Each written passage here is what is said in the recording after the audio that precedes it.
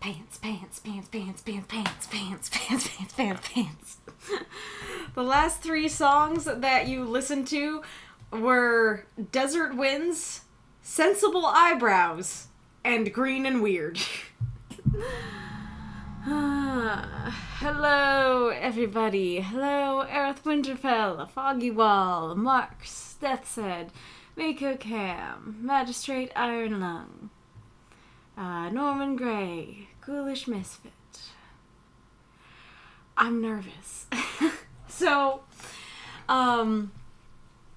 FYI, I'm not doing the best.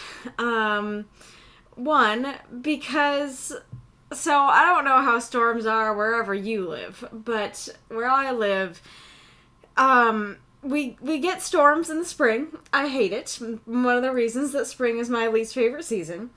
But when they happen, usually it's like, one storm, and that storm might last an hour, a couple hours if it's a particularly bad one, but generally it's just going to be like 1 and like 30 minutes.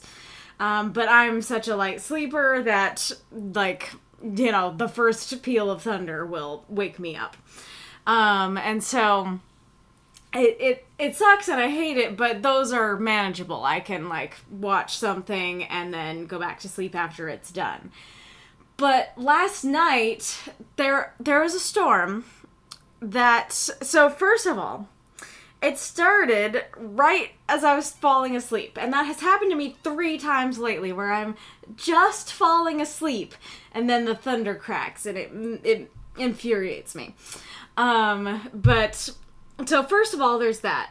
But this storm lasted all night. It lasted, let's see, what... Can I calculate? Am I awake enough to calculate how long it lasted? I guess it was like 4 hours. It felt like 6. But yeah, from like the minute I laid my head down, like it just wouldn't stop. And so I am working on 3 hours of sleep right now. I really wanted to do the stream, especially because this is a more time-sensitive stream, because it's for April Fools. But, and as I've said before, oftentimes the stream will cheer me up and wake me up and stuff, and so I'm hoping that it will do that, but FYI, if I just find that I am not awake enough, then we might have to save this for next week. The other thing that is putting me in not the best place is that the other day I woke up with a sore throat and then my nose started running. I don't know what it is. I really hope it's not like an actual sickness, because I just got over one of those and it sucked. My mom says she thinks it's allergies, but, like, I don't know how allergies work. I have been blessed with no allergies for most of my life. And so, but I also lived in the North. I lived in Washington, for most of my life. And so I don't know if it's just, like, here in Texas, the pollen is worse, and so it makes me have allergies where I didn't before. But it would be like, why did it randomly hit me this week? And, like, I don't know. I don't know how allergies work. I don't know if that's what this is. But so that's also, you know, having, my throat doesn't feel the best. I have some honey water right here.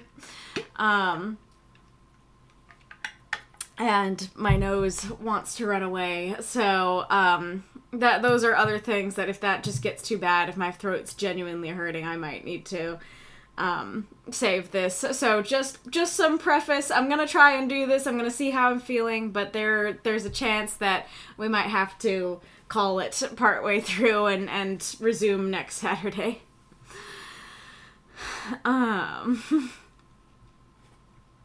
Oh, is there still music going? It shouldn't be. Uh-oh. Is there something playing that shouldn't be playing? What's happening? I don't see anybody with a microphone, whatever. What is that symbol? It's not a microphone, it's the other symbol. Where do I get some of those sensible eyebrows? Mine can get out of control at times. What a mood. Though, kind of opposite. I think mine come perfectly sensible, but trichotillomania sucks. Yeah, southern thunderstorms are no joke. Yeah, you're lucky, Death said. That's how it was back in Washington, and I didn't know how good I had it. Oh no, you'd hate the owl that's taking up residence outside my bedroom window. That's sad. I mean, I don't know. I was gonna say, I feel like I'd be more forgiving of the owl, because hey, it's a cute, awesome owl. But also, the owl is constantly there, and the thunder is not necessarily always there, so maybe I would hate it. What kind of owl? Just closing your eyes and then suddenly, hoo, hoo, ho, hoo. Confirm all in season insane. My car turns yellow. Oh yeah, I've seen those. We don't get that with our cars here, though. Granted, our cars are also in the garage, but I have seen that. Oh gosh, Norman. Speaking of lack of sleep, I had an allergic reaction to an antibiotic that caused a full body rash. Basically, I have mosquito bites from head to toe. So yeah, that wasn't letting me sleep much last night. Well, here's your crown, King of Horrors. Here's your crown. You take the cake. That is worse than what I experienced last night. Oh, okay. No music for anybody else. Hello, Alems999. Welcome. Well, there's a new person here, so let me do the intro, and then I'll read whatever else you guys are saying. So, hello, welcome. If you're new here, here's how this works. Every week we have a prompt that is submitted by supporters and voted on by everyone. Then, we all post our stories, to the Discord. They're 350-word microfiction. And then at the end of the week, 8 stories are selected to be read here on the stream. 4 of them are guaranteed. They will be read no matter what. And 4 of them are encores. They can be unlocked through cheering. It's really appreciated when you do that. The people who got their stories read appreciate that they got their stories read. And I really appreciate you supporting me and my channel. And... let's show off the shop.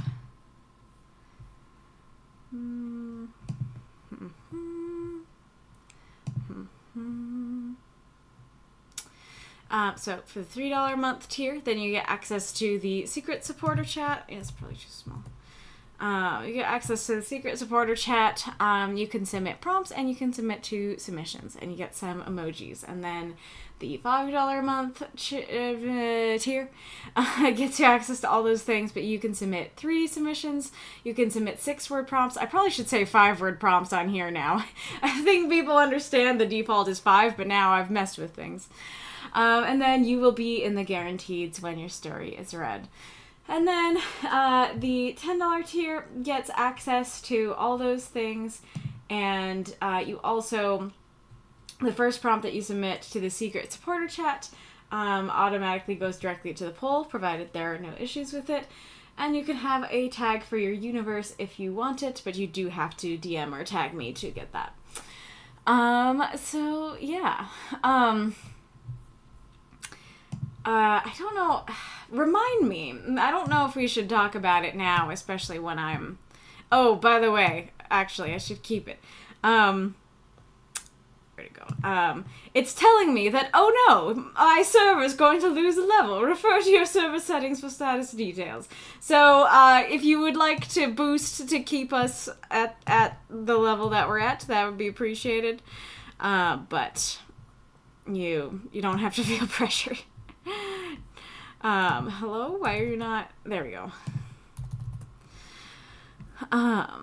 Also, I think Wolf just supported, boosted, so thank you for your boosting. Thank you for your booster seat.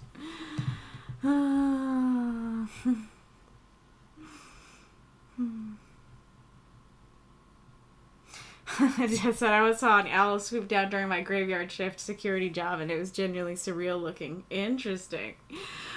For a second, I was gonna read that as I once saw an owl swoop down in my graveyard, and I was like, "Whoa!" Like cool vibes.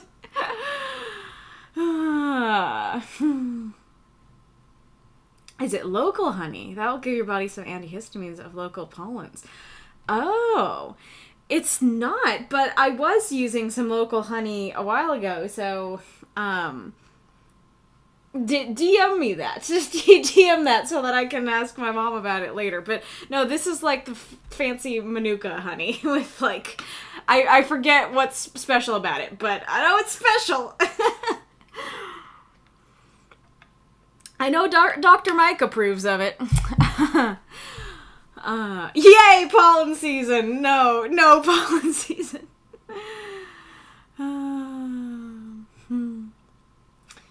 Glitch. So it's just one song too. It's a bard owl. I didn't even need to see it. I can ID it from the call. You are an official bird boy. Oh man, now wait, I want to make sure. Oh yeah, there's the stories. I always do that.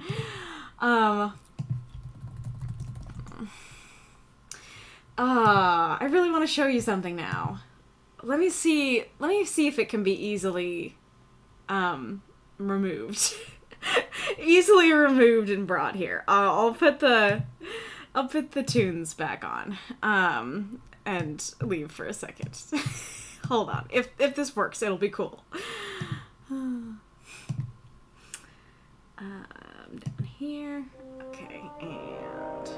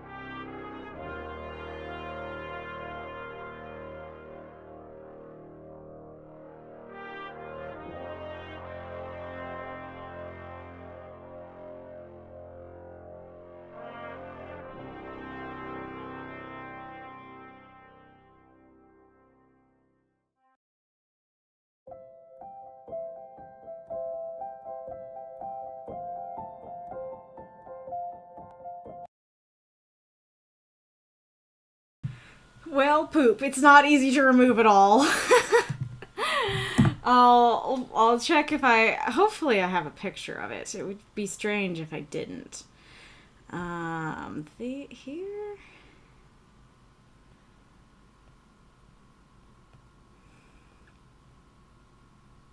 Okay. Yeah, I do. All right. Good.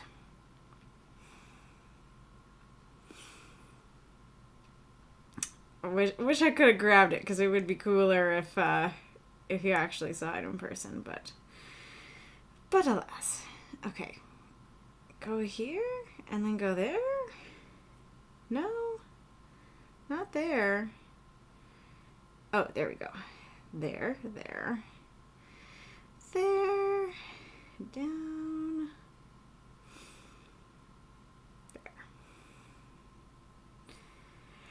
I hope it's worth it. I hope you like it.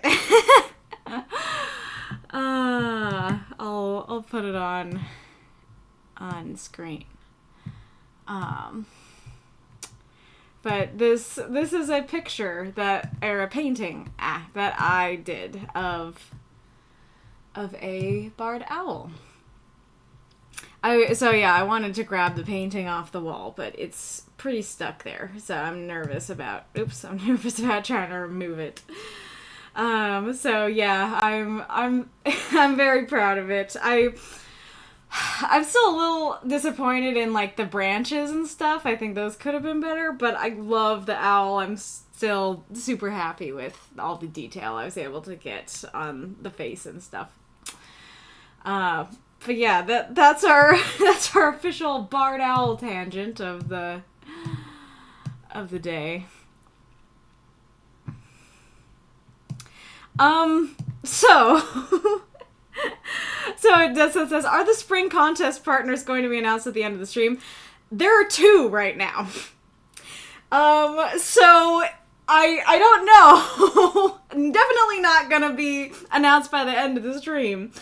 But I did want to say, hey, is anybody else interested in partnering up? Because if there's only 2 people, obviously they're gonna be partnered up, and I would remove the partner contest, because it's not worth it. It's not fair, I mean, to have it be like, there are 2 contests, and one is a shoo-in, because there's only one competitor. I would just put the partners in the, in with the individual, contest, and do the prizes and stuff differently.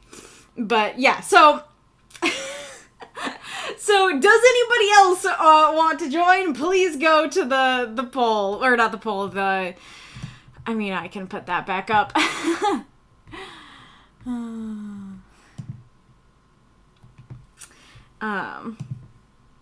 Right here. Go to event announcements. Oh, you can't see that. But go over here and go to spring Easter pairings and fill it in, and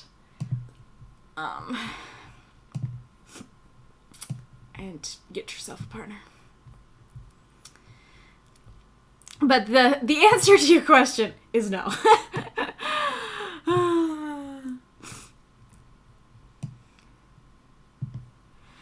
All right.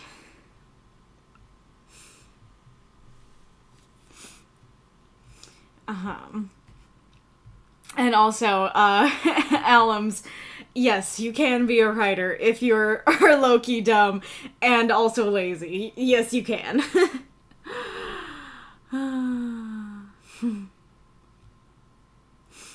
And yes, you'll never know. I mean, like, it's up to you if you want to share your stories. If you're not comfortable with it, like, you know, there's kind of, I don't know how to give good advice, but there's kind of a balance on pushing your comfort zone, right? That if, like, your comfort zone is here, and then there's different rings outside your comfort zone, you don't want to go straight from here, way out here. But you can go here to here. So whatever this step is, I would suggest it, but I don't know what that is for you. So if this is sharing it, then yeah, I'd suggest trying that out. But if sharing is way out here, then don't, you know, force yourself to do something that's going to make you super uncomfortable.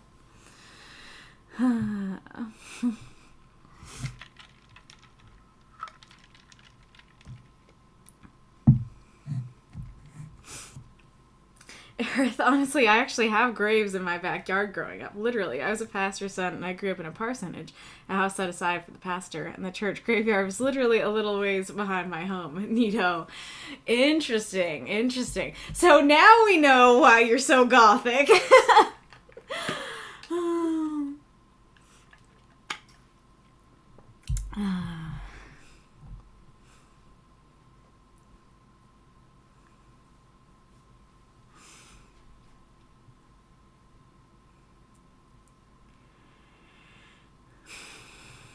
Mm-hmm.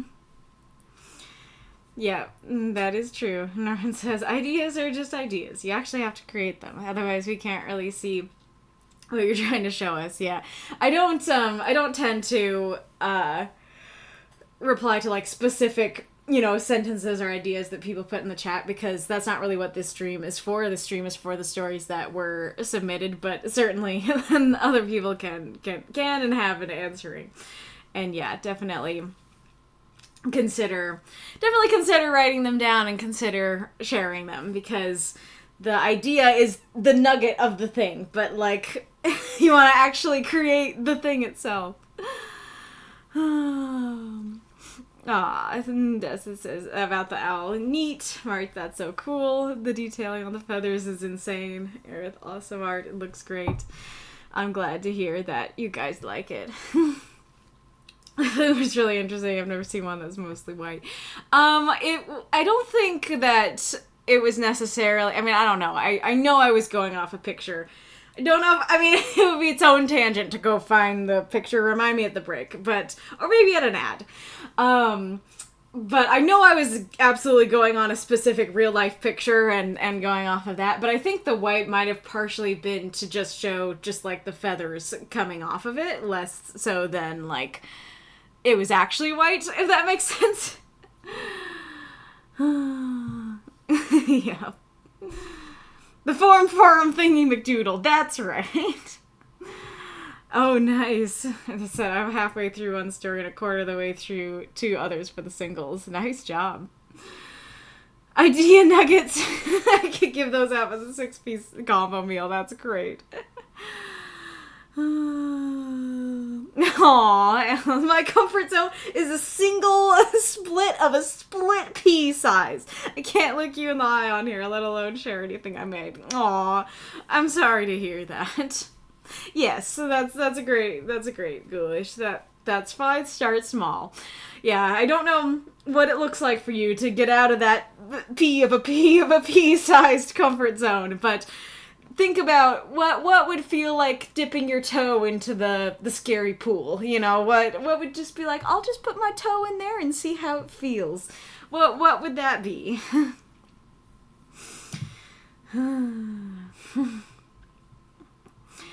Alrighty, room. Well, our prompt for this week was put some pants on. This was inspired by the A Breath of Fresh Air stream where I forgot. I'll come back to that. But where Mako Cam wrote a story about Scribe and she is not a fan of clothes, and so the story started with put some damn pants on. And often in this group, when we start making jokes about something, the first joke is, that could be a prompt. And so we did that, but then I was like, wait, but could it actually though? And so we went into a real tangent on the prompt of pants and how to take the swear away. I was gonna make this put some dadgum pants on, and I kind of wish that I had, because I do think that has more fun and more oomph to it, but everybody seemed to like put some pants on more, so we just stuck with that. But yeah, so like I was like, follower goal met, 170 out of 170. Thank you guys so much. That's awesome. So I was, for like more than half the stream, I was laughing about pants. And so I especially because like we were joking about it being a prompt, and I don't think that, you know, this is kind of one of those jokes that I think would be forgotten fairly soon. I really wanted to do something and make it a fun, silly April Fool's prompt before it was forgotten. So thank you for humoring me this week with this prompt. So yeah, without further ado, let's show off our list. Our list is CM Weller, Arith Winterfell, Wolfsbane X, myself, and those are all the guaranteeds. For the Encores, we have Foggy, NightWolf, Galler, and Entangled, which is the debut. There might be a bonus 5th, but because of everything I just said, don't get your hopes too high for that. But, you know, it's there, and it would be nice if we got to it, because it was very funny. Alrighty.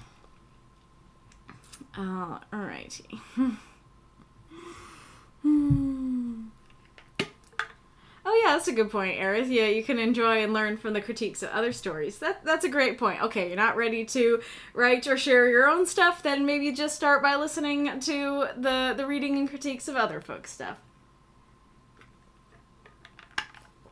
Hello, Documancer. I'd rather drink acid than dip my foot in a body of water I've never been in. Ghoulish. I mean, soda is an acid. You know, I love that. I love that mentality of like, I'd rather do this horrible thing than do this thing. And then, well, technically, you've already been doing the horrible thing on your regular Tuesdays. Yeah, they're 250 to 350 words, and like, you don't have to post them if you don't want to. If you just want to participate in the prompt and writing for it, but keep it to yourself, that's fine.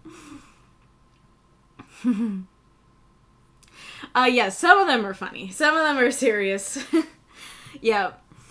Thank you for the cheer. Ghoulish plops bit bag on the table. Alright.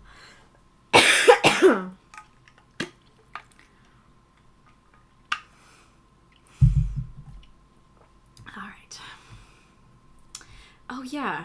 I'm gonna write down. Okay, so I want to ask about... There. Hopefully that'll remind me for the midstream question. Okay.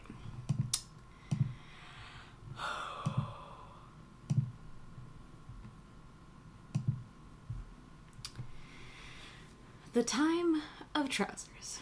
Young Oh, wait! Wait. Should we make sure that Bitzer is here? I'm assuming that Bitzer, submitted their story to be read here on the stream, because they would be here. So we should probably tag them and see if they're here, right? Or have they said anything to any of you?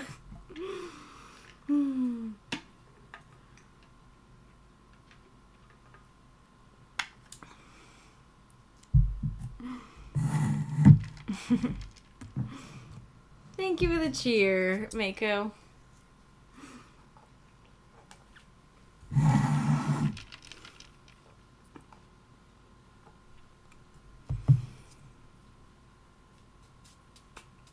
If they don't respond, then maybe I'll do Arith's first.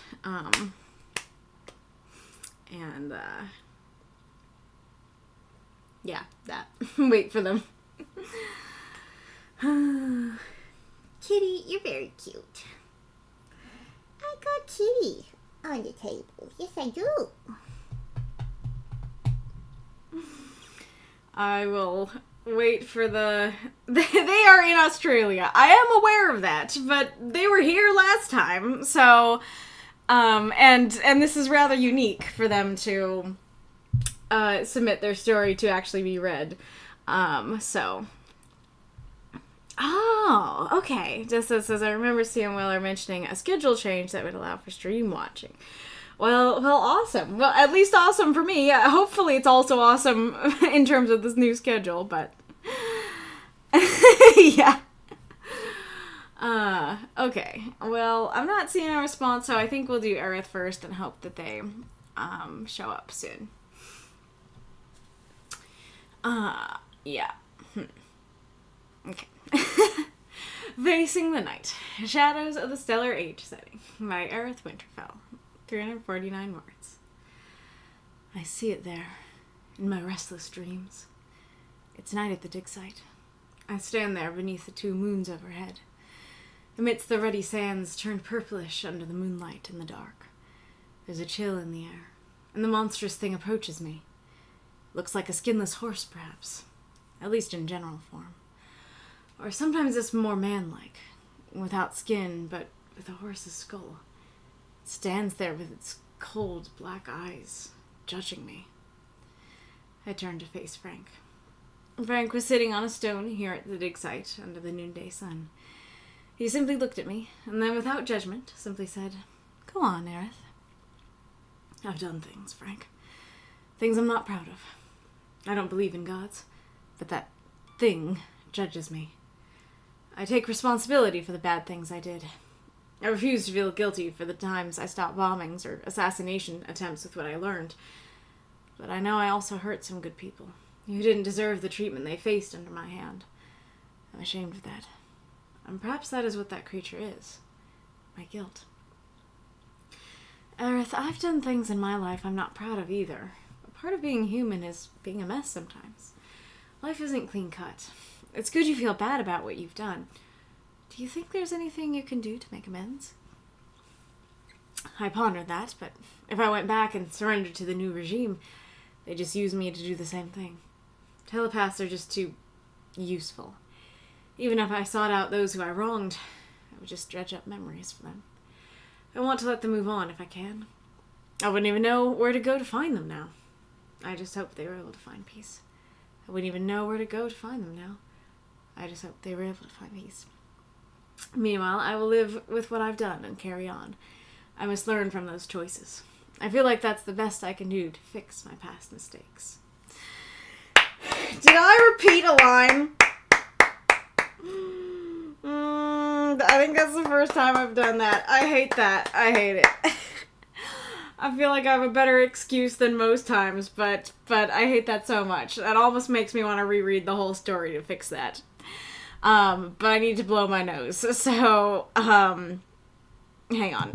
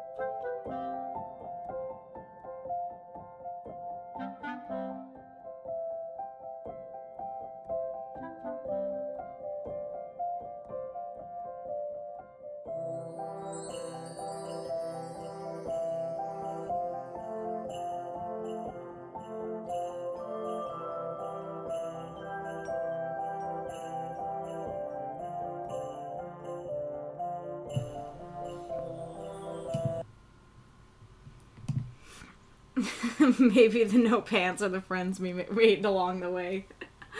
Maybe me repeating a line is me being caught with my pants down. Someone with access to 7-worded prompts. The friends we made along the way. Yeah, that's a good one. I like that. Let me at least reread the last paragraph. I pondered that. If I went back and surrendered to the new regime, they'd just use me to do the same thing. Telepaths are just too useful. Even if I sought out those who I wronged, it would just dredge up memories for them. I want to let them move on if I can. I wouldn't even know where to find them now. I just hope they were able to find peace. Meanwhile, I will live with what I've done and carry on. I must learn from those choices. I feel like that's the best I can do to fix my past mistakes. There we go. Throw up those moths and monsters. Cheer for this story if you loved it. But not for my reading. It was not very good.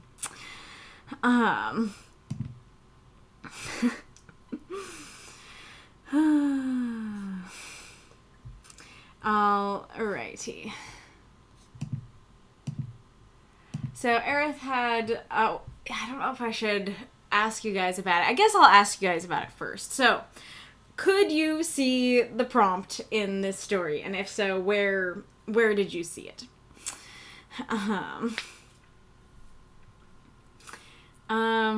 Yeah, I guess, I don't know. Still answer it even after I read the notes, I guess. But Arith said, I was trying to for a serious approach to the prompt by emphasizing its metaphor, that putting on one's pants as a metaphor for taking responsibility. Where I tried to capture the character Arith facing his mistakes in a difficult conversation with Frank, in which he opens up about his nightmares and past. I don't know if I captured the prompt well enough, though. Excuse me. I think I'll save that for later and just talk about the story first. But first of all, Flesh Horse mention. Ding, ding, ding! Flesh Horse mention. I don't think the Flesh Horse, the sticker's not available on the Twitch there. But if you don't know, there's a character in Amida lore that Arith created long ago for the, at the end of the hallway prompt. Or at the end of the hallway. Where this character sees this skinless horse in their dreams at the end of a hallway. And I really don't remember how it became the meme it became, but everybody just loved the Flesh Horse image so much, or I said some diatribe about the Flesh Horse that it's become a thing, and so now we have stickers and stuff for it. But it's always fun to see it in one of Arith's stories. Really neat that the Flesh Horse is canon to the Shadows of the Stellar Age universe. Yes, there's the sticker. And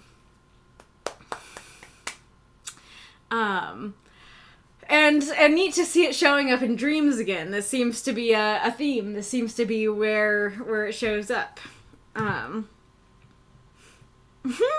That's a cute emote. I got a hype chest.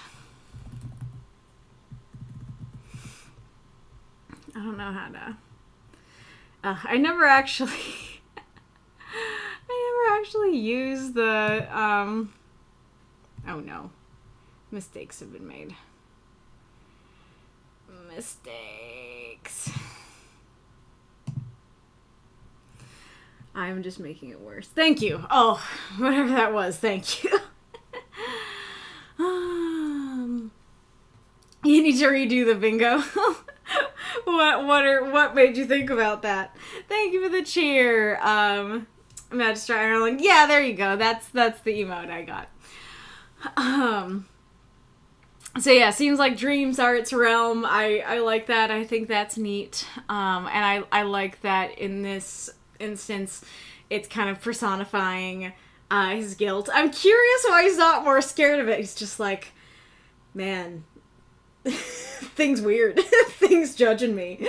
Rather than like, oh, horror of horrors, you know? Because as much as we have fun with the Flesh Horse here, if I actually had a dream like this, it would be a nightmare and I'd be waking up in a cold sweat. So I'm curious why he's so chill about it. Or he's just like, oh. You know, and maybe, I don't know, this wasn't intending to be a critique, but I guess it is. I guess maybe that actually was your intent, and maybe the critique would be that it's not quite coming through, or your intent was that it's like, that thing, it judges me. But without, you know, the dialogue tags, the tone indicators, and stuff, I don't know for sure how it's said, and so the whole thing is just kind of contemplative in my reading. Also interesting, we have new lore drop as well, that the Flesh Horse can sometimes look like a man with a horse's skull. Reminds me of that, I forget what culture it is, but I want to say like Swedish, like Christmas tradition that has to do with horse skulls. Somebody else hopefully in the chat knows more about it than me and can put pictures in the chat or whatever. Though granted, I think we knew that the Flesh Horse could shapeshift, so there's that. But all very cool. I really like the image. I like the night and the two moons. I really like your first line of "I see it in my restless dreams." There's something really poetic about that. I like that. I don't know, like, it's interesting, because we start the story with him describing night, and he is describing his dream. I don't know if it's a little bit jarring to go, like, I'm talking about it being night. You have a picture of it being night, but it's noon. You know, I can't decide if that's fine, or if it would be better to, like, introduce the setting and then it's noon and then have him talk. I'm not sure. Yes, that is what I mean. I don't know how to pronounce it. The Wikipedia thing doesn't help me, but Mary Lude? But yeah, that's exactly what it is. I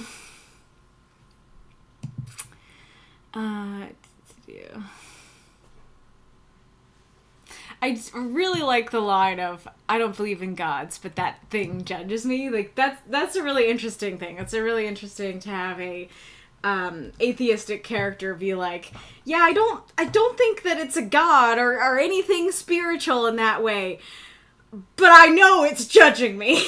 You know, I don't think it's a god or a demon or anything like that, but it is judgment. I do think that's really interesting. And I do like that, we'll talk about it more when we talk about the prompt, but I do like that your telepath character is feeling guilt for what he did, and, you know, wants to come back from it, I mean, and is trying to have a better life. Also interesting that they have your name. They seem different from the Arith in your fantasy world. So I'm curious about this Arith and the relation to the fantasy Arith.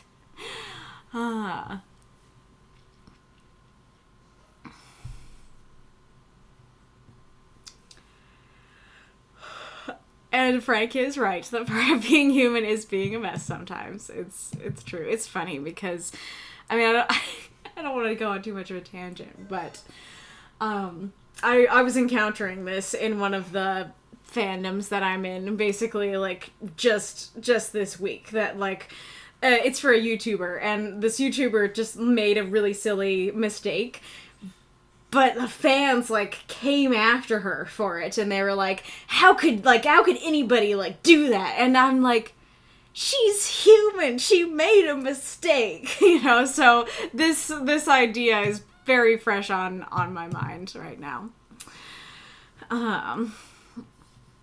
And then, yeah, that does make sense about telepaths being too useful, though I am curious how rare they are. Because there are 2 on this mining town, mining moon, or whatever it is, on this mining world. We have only met 2 people on this mining moon, and 100% of those people were telepaths. So that makes it seem like they're not that rare. I don't know that that's all that necessary to, like, go into in this story, but it's definitely a question that I ended up having. But nonetheless, I do understand, you know, that telepaths being useful and it being like, oh, now I'm just imagining him coming back and being like, I would like to atone for my sins. And then the government's like, yoink. The government's like, ooh, telepath, we can use you.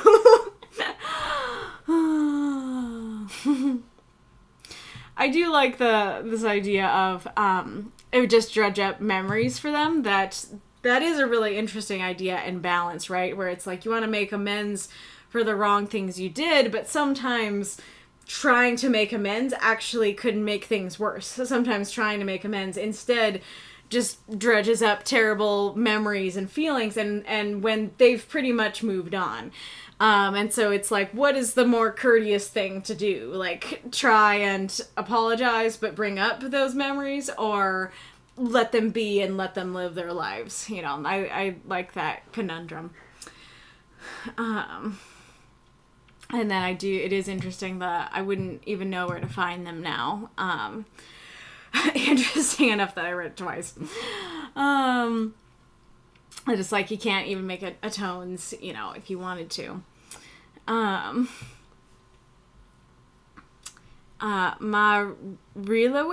Marilawid? Gotcha. Okay, so, but let's talk about the prompt. So here's the thing about this story. I will be honest and say that this story does meet the grounds for disqualification on the grounds of it really doesn't seem like it fulfills the prompt. However, I let it go through for a couple reasons. One is that you did say in your note that you intended to use the prompt, and you explained where you tried to use it. And I will say on that note, yeah, if you are a little unsure about your prompt use, the royal you,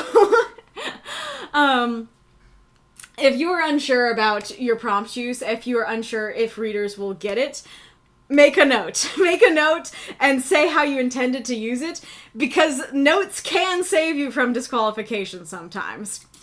Because it will make it clear, oh, this person was definitely intending to use it, and here's where that was. Even if, like, I can't see it, you know. You, plural. Is that not a thing? The royal you? Is it only the royal we? Y'all. Y'all is the royal you. I love that.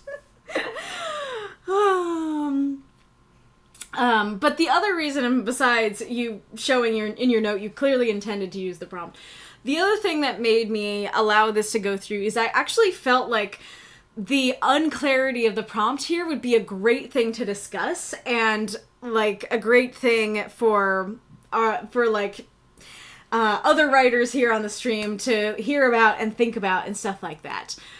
So the thing about prompts like this, I did say in my prompt intro that you can use pants metaphorically, right? That yes, absolutely, pants can be can mean responsibility. But the thing with a prompt like this is that not directly making the comparison anywhere is what... Oh, I should close the door. Is the issue, because usually, like, with a prompt that like this, it is so wacky and highly specific that I didn't really practice how I would say this, so that's how I'm struggling, but yeah, so like we have some prompts like this where it's like you have this concrete thing. This concrete thing can be a metaphor for this non-concrete thing. That totally works.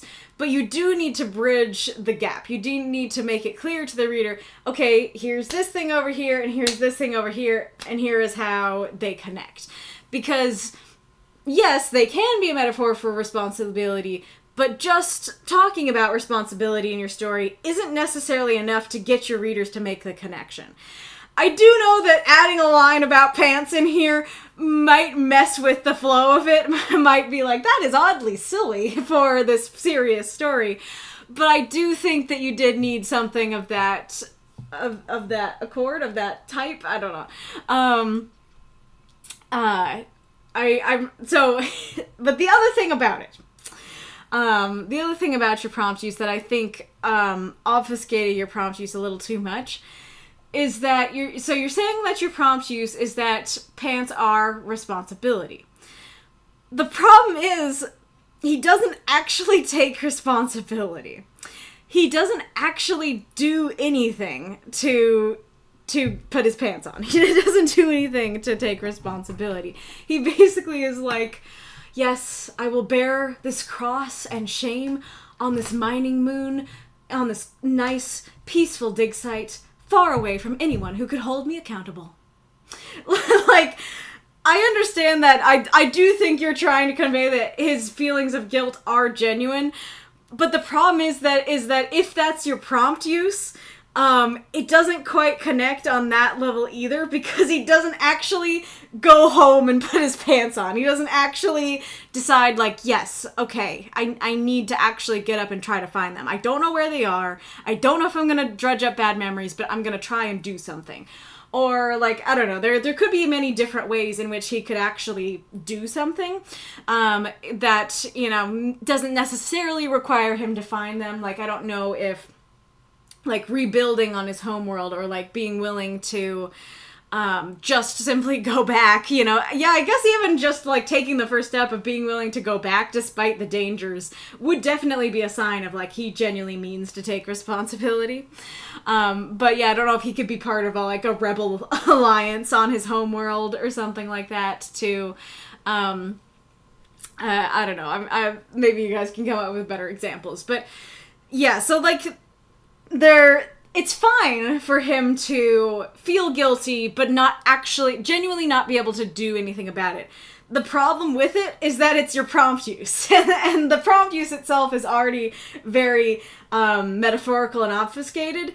And so then when the actual responsibility itself is not that clear, then that becomes a bit of an issue.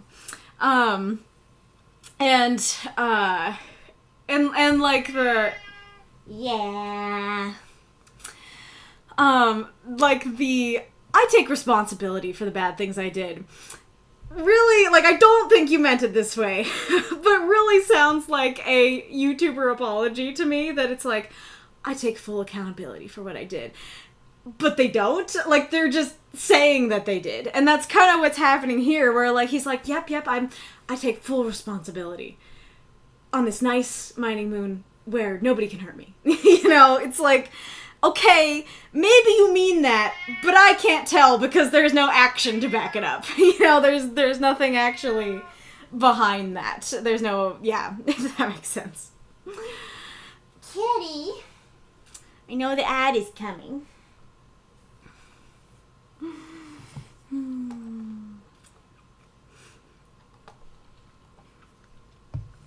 Come on, Ad. Where are ya? Don't want to keep talking if you're gonna show up in the middle. Right, kitty? Right, kitty, kitty, bitty? Oh, that better. There we go. There we go. If you find a harpoon emote, send it to me. Because I really want to get harpoon emotes for you to put in chat whenever there's an ad. Yeah.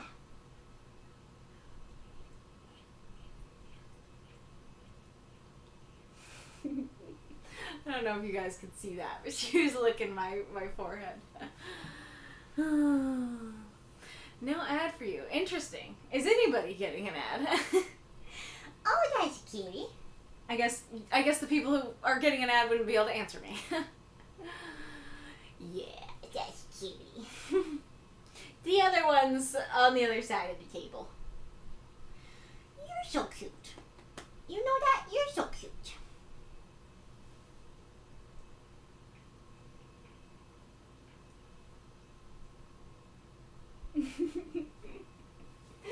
Oh, I love it when she does that. It's so sweet and tickly.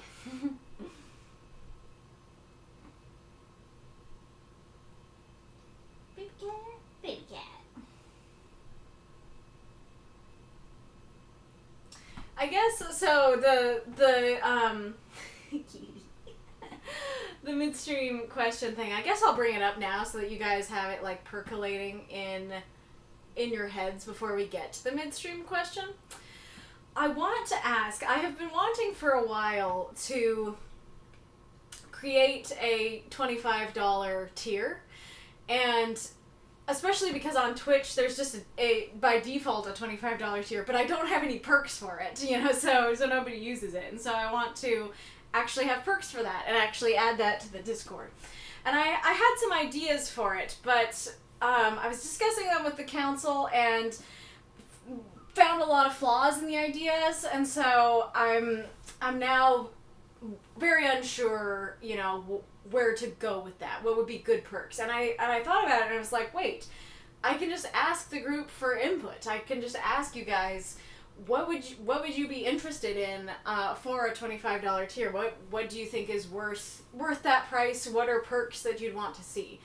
I'm not saying I will necessarily for sure, you know, do your suggestions, but I would find it helpful to get suggestions, and it might just help me brainstorm better. It might help me know what would be good, where would be good to go with this, even if I don't use the ideas directly, if that makes sense. So that's, I think, going to be the midstream question. So don't necessarily answer that now, but start thinking about it so that you can answer that, you know, at the midstream question. Got an ad. Signed to use a Prime sub. Yes, indeed. Where are we going? We're going down here. Going down here. The ad got away. Alrighty. Oh yeah, so like the it sounds like I was saying, it kind of sounds like a YouTuber apology of like, I take full responsibility for my actions, but there's no actual action to back it up, and so it's like, I don't know if I believe you.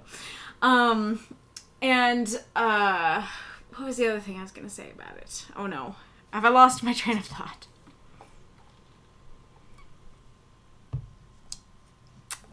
If Frank was like, so Frank is super nice. We love Frank. Frank is a really kind guy.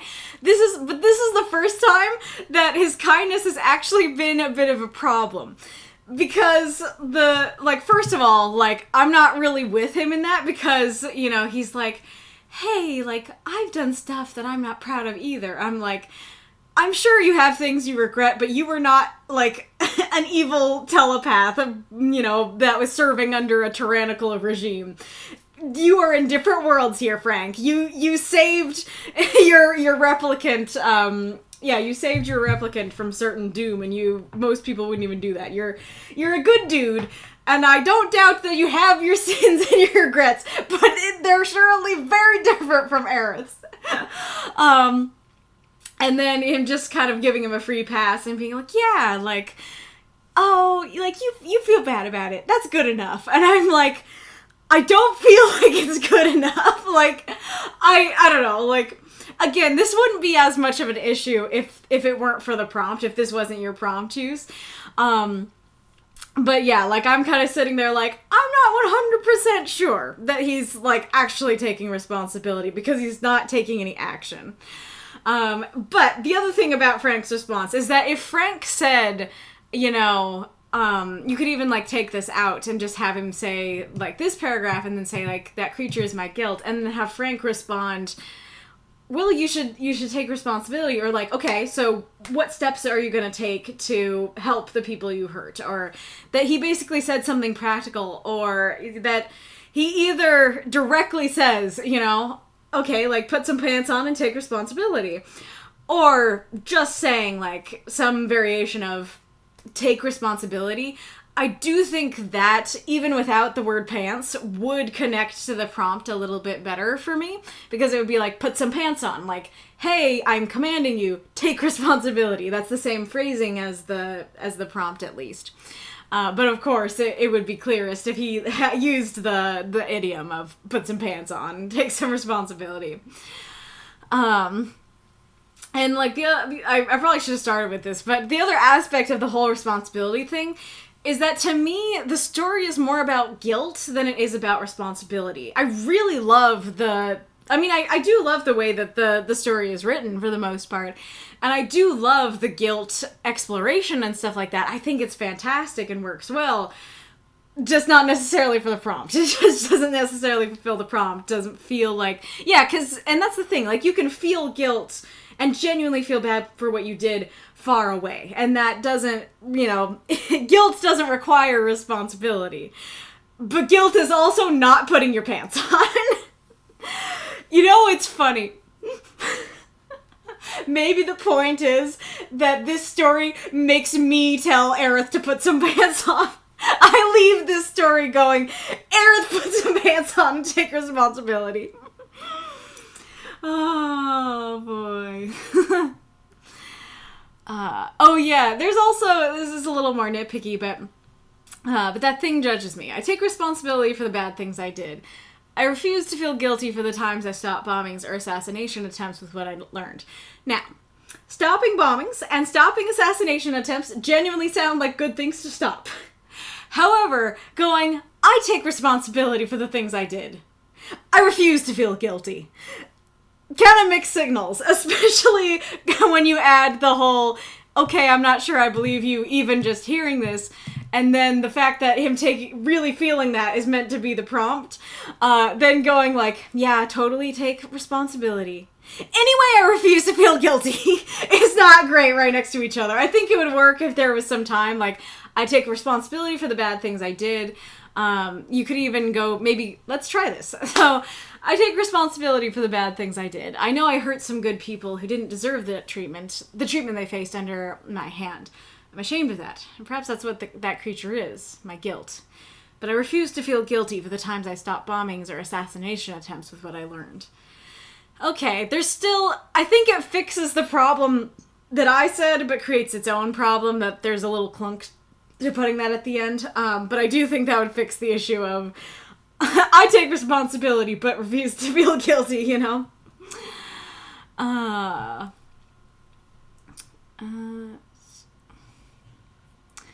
Let's see what folks have been saying.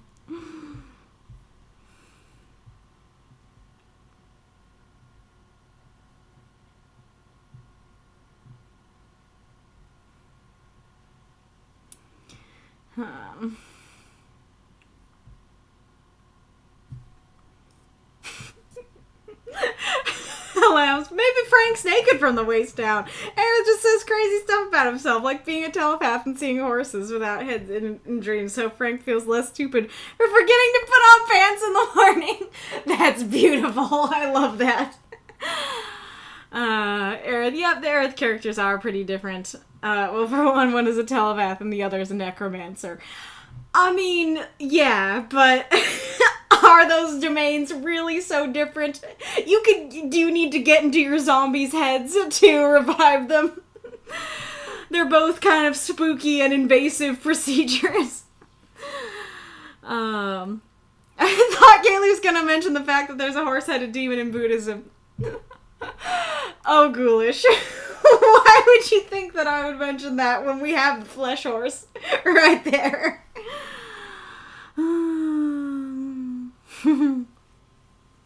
Oh, nice. So I like this text. I hate reading text. I'm more of a pictures and Instagram shorts fan, but this was smooth. I'm glad to hear that. Also, can somebody put the link to the Discord for LMs if that hasn't already been done? Ghoulish says, Mezu is the horse demon. He guards the underworld with Gozu. I don't know who Gozu is. Also, that's just the Japanese name. There's a Chinese version and a Vietnamese version. Interesting. And I see the Wikipedia article over here. Arith. I actually was trying really hard to get Arith to come across as atoning, but maybe I wasn't clear on that then. Yeah, that's fair. I was thinking that because I could tell that you meant it genuinely, even though I was kind of left feeling like he still needs to put his pants on. Documancer seems to agree. It has to be an action or in the act to show accountability. Ghoulish, I'm very much in the camp of use symbology to fuse the metaphor with something concrete. Tell me more. What would be your suggestion for this story? Oh, lambs. I genuinely thought the horse was pantsless, but now I see it says skinless. Incredible. I love that too. Yeah, in this world, horses wear pants. It's very strange that this horse is without pants. Or that's a very fun use of the prompt of just like an animal who like shouldn't be wearing pants, but someone's like, oh, this animal is nude. Put some pants on, dear horse.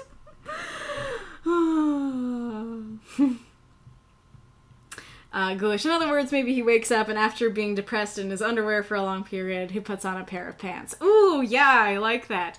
Oh, yeah, that could be interesting. That could work for this story. Like, you might have to rework some things, but he could wake up from the dream and, like, put his dig site pants on. Granted, that wouldn't necessarily show the responsibility either, but it would show the prompt, and it would kind of be like, I'm putting on this new life. I'm putting on the pants of the new life. The rebels on his homeworld, says Arith, the ones he was working against, they won. They took over his planet and he fled to exile, just for clarification. The story about that was a long time ago, though. So, interesting. So, the rebels are just as bad as the original regime? Is that what you're getting at? That, like, yeah, the rebels, took over the world from the evil regime, but they just manipulate a telepath and violate the minds of their citizens just as easily. That's sad, but maybe realistic. I saw them, lem, lem, lem, nice.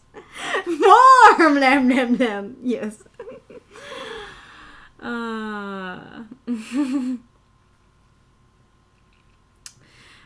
So I perhaps need to write a story about him going back into his homeworld to surrender. How could I capture that sense of an actual apology?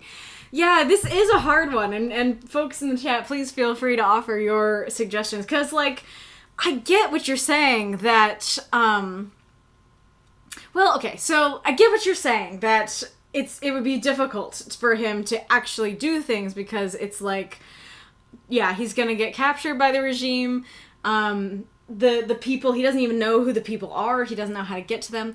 I guess maybe what he could do is more, I don't know how exactly this would work, but maybe of a more general help the survivors thing. Like, I don't know if this would be enough, but if he can, like, get food to that planet, or get medicine or supplies or whatever, if there's something he can do to help the people on that planet, but maybe from afar, like that could help.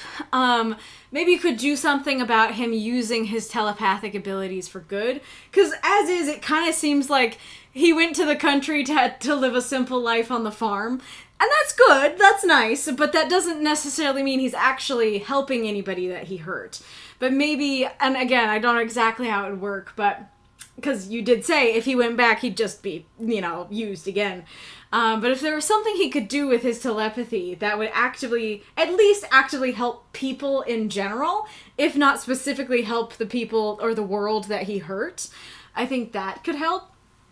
Yeah, I do. I'm trying to think because, I'm sure I've seen that kind of thing done. Of course, right now I can't think of an example, but of somebody using their powers for evil and then atoning by using the powers for good. Not necessarily, directly for the people they hurt, but just the act of using those powers for good itself can read as yes, you are actively taking actions to atone for what you did. Yeah.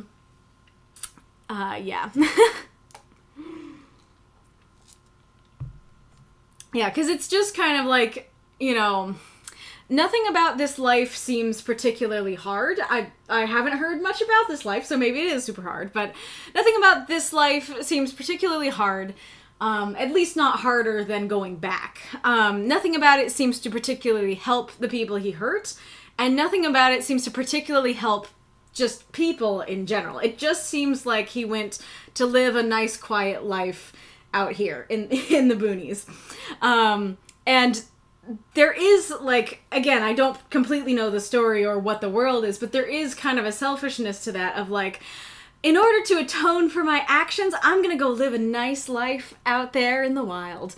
It's okay, you're not actively hurting anybody anymore, but you're also not actively helping anybody. So you're not necessarily atoning for your actions. You're kind of just running away to live a different life, if that makes sense. It's 240 minutes to get through one story standard pace in this program. Oh boy, I hope not. The story itself, I think, generally is 30 minutes to an hour. I did a lot of, talking before we started. But, yeah. Yeah, most of the time is critique and discussion. Ooh, instead of the conversation with Frank, maybe we have Arith charging to rectify his actions, wearing nothing but a pair of pants. Oh, that's great. Only pants in a sandstorm. It starts like a beginning of a joke. A telepath and a necromancer walk into a bar. Thought, necro-empathy. Why does that sound dirty? But I do like that. Thank you for the link to the Discord. So, the link is there, so feel free to join the Discord. That's where the stories are posted and everything. And the prompts and stuff. Skin is the new pants! Remove your skin! Woo! Become skeleton.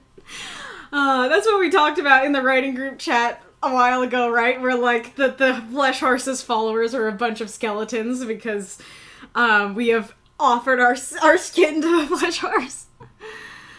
I mean, it is also pantsless. It's true. I like New Life pants. What is that? Arith, basically, yeah, the rebels are a little better than the previous government. It is rather messed up. Gotcha.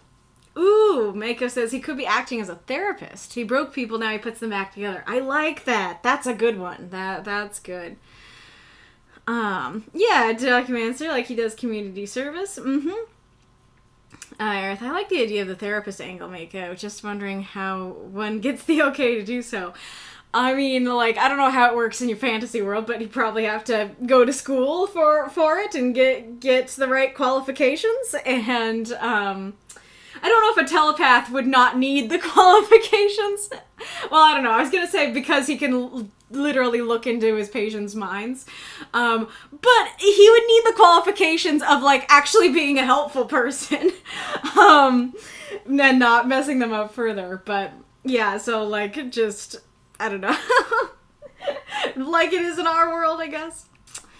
He just does. This seems like the frontier offers his services. Yeah, that's a good point. That if it's like, if it really is a world out in the boonies, and stuff, that, yeah, maybe he can just say, hey, I'm a telepath. I can help look through your brain and sort through the trash in there and hopefully take it out for you. Come to my office, you know? NASA, become skeleton. Ibrahim, way ahead of you. Amazing. I didn't know Ibrahim was full on skeleton. I thought he like his skin was like super tight on his bones. Documents. I feel like it would work if like maybe he went to a patch of land that was affected by his telepathy and actively built graves for those who fell because of him, and he would live in seclusion. I don't know if I agree with the seclusion thing. You don't have to do that, I don't think, but yeah, that's fair too, that it would seem more like he's taking responsibility if he built some graves. It'd be different if he was biding his time like Boomy from Avatar. But yeah, that's a good point too. If this story hinted at like, hey, I can't take action right now, but I've got a plan for the future. You know, I'm biding time for when I can take action. That might help seem like he's taking responsibility too. Mako. Also, we're just a bit over an hour, which is fairly standard. Gotcha. Alrighty, Rue. Well, I hope that this, I hope this was good. I hope that this was helpful. I enjoyed your story. It was great to read about the Flesh Horse on an April Fool's stream. Alright, I just still don't see Sam Weller, so let's do Wolf.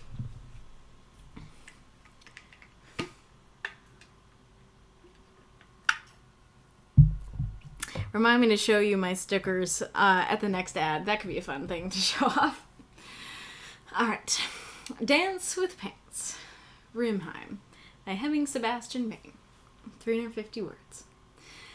The bell on the diner door chimed. His pompadour was graying, and he walked with a limp. But the smile on his face took 10 years off his appearance. The waitress, whose teal side shave and spider earrings clashed with her uniform, smiled as he approached the counter. Hey, little mama, the gentleman said with a prominent country twang. Why don't you get me a good old-fashioned chocolate malt? The waitress avoided scrunching her nose. Sure, Mr. Wilson, was it? Danny, please. Mr. Wilson is my father. Call me Charlie. All right, Charlie. The other girls told me about you, Danny replied. Charlie chuckled. The good looks or the awkward flirting? Danny laughed. A bit of both. Danny replied playfully. Anyway, let me get you that malt. She walked through the double doors, and Charlie leaned up against the counter. Ah, memories. This joint ain't changed a bit. I wonder. He looked to the corner and found exactly what he was looking for. An old-school jukebox. Charlie approached the jukebox and hit the side of it with his fist. The thud and a zap, the machine whirred to life. Still got it, he declared to the almost empty establishment. Just then, Danny walked back in, holding a soda glass filled with a brown liquid and topped with whipped cream and a cherry. Charlie, your malt's ready. Charlie flipped through the records quickly before selecting one and pressing play. Rockabilly came blaring through the speakers as Charlie strutted as best he could back to the bar. Thanks, Danny. He took a straw from the counter and took a sip of his malt. Danny looked at the jukebox. What song did you put on, Charlie? I've never heard it before. Charlie almost choked. Never heard it before? Danny, are you telling me you've never listened to Pants? Sorry? You know, Pants. They were big back in my day. Had some big hits, too. Danny shook her head. You've never heard their album, Dance with Pants? Danny shook her head again. Charlie sighed and sipped his malt. No one knew good music anymore.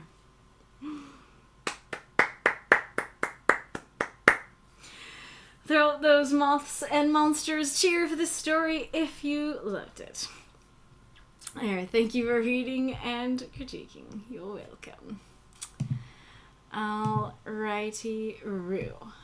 So Ghoulish said, Toast level medium questions. 1, did my homage get in the way of the story? 2, do you think the story is too out of left field? Alright, well, I really love the story. So, Wolf told the council, I think it was the council, that he's like, ooh, like, what if there was, like, a band called Pants that somebody puts on? And I was like, that's glorious, please write it. And I'm so happy that he did. You made a promise and you delivered. I really like the intro here, that, you know, his pompadour is graying, he walked with a limp with a smile on his face, took 10 years off his appearance. I think that's great. That is a great way to do description. I often say that descriptions, are better off removed because they're a word suck and usually not important to the story, but I think this one really worked. It really gives you a feel for this character, and it's neat because I really like the smile thing. That's not like, oh, he had a nice smile, or just he smiled. It's like his smile is so bright and warm and young that it takes 10 years off his appearance. So that's a really beautiful description. I love that. I also like her description as well. That kind of tells me, you know, what kind of person she is, and, you know, her age and stuff like that. I think that's very neat and feels very realistic. Of course, I love the country twang. I hope I voiced it okay. That's one of the only accents that I can do without looking it up ahead of time. And I just realized that I did not practice Kosh in German. In the German accent, so I don't know if you're gonna get that for that one. So I always fun to, well, the country accent and the Valley Girl accent, which maybe I should have done a Valley Girl accent for her. Is one of the most fun ones that I can do. Hopefully can do. So a question I had throughout the story is Dany, like, just humoring him, if not, like, fully, like, put off by him? Or is she into it, / into him? Because, you know, she starts by scrunching up her nose, and so it's like, oh, like, this guy. But then, very quickly, Dany laughed. Dany replied playfully. Especially those together in one line. Very much read as like, you know, very, very, like, overly flirty kind of response. And then the fact that she calls him Charlie a lot. Like, yes, he did say his name is Charlie, but generally I don't see people saying, like, this one's probably fine, but like, oh, what song did you put on, Charlie? Maybe it is just that one, but, yeah, so what song did you put on, Charlie? Your malt's ready. Yeah,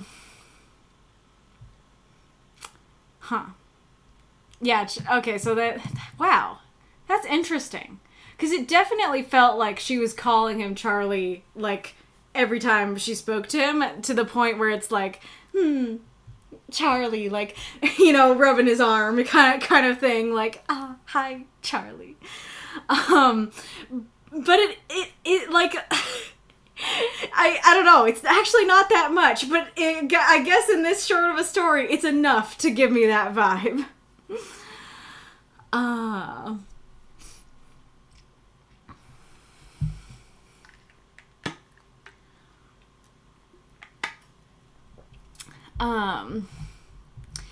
And then this here is actually my biggest confusion of the piece. So, sure, Mr. Wilson, was it?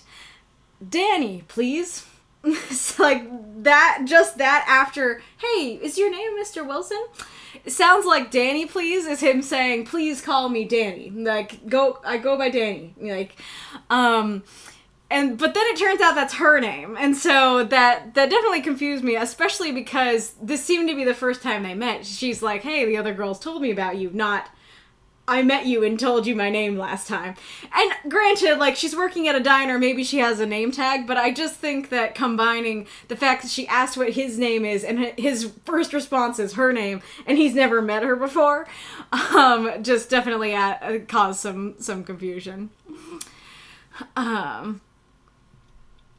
don't know if, like, the good looks or the awkward flirting, I don't know if that kind of brought her walls down, if she was kind of disgusted about that first, and then he says that, and she's like, oh, he's self-aware about it. That's, okay, that's kind of cute. But I guess it's just the difference between, like, nose scrunch versus, like, Charlie, you know, kind of thing. I think we need a middle ground of, okay, I'm no longer nose scrunching, but I ain't flirting, you know, kind of thing. I do like this line though of him being self-aware about it and stuff. I am wondering about this joint ain't changed a bit thing, because he comes in here often enough that the other girls have told her about him. Presumably it wasn't that he came in here 50 years ago when the other girls told him, were there 50 years ago and told her about him. Presumably he comes in regularly and they told her about him. So it's a little weird for him to be like, memories, this place ain't changed a bit. And it's like, Charlie, you were here yesterday, you know? Are you okay, Charlie? I do like the jukebox and stuff, and the malt. Like, it's all just very, it's vibes. It's great. I really like it. And then, of course, the prompt use is super delightful. I love, put some pants on, but, like, put this album on, put this artist on. I think that's a great prompt use. It's so cute and creative and fun and silly. I love it. A little bit nitpicky, but they were big back in my day. Had some big hits too. Sound like the same thing to me. If you have some big hits, isn't that what makes you big? And I'm curious if Dance with Pants, I've heard, like, sex referred to as the dance with no pants, and so I'm curious if that was supposed to be a riff on that, or if it was something else.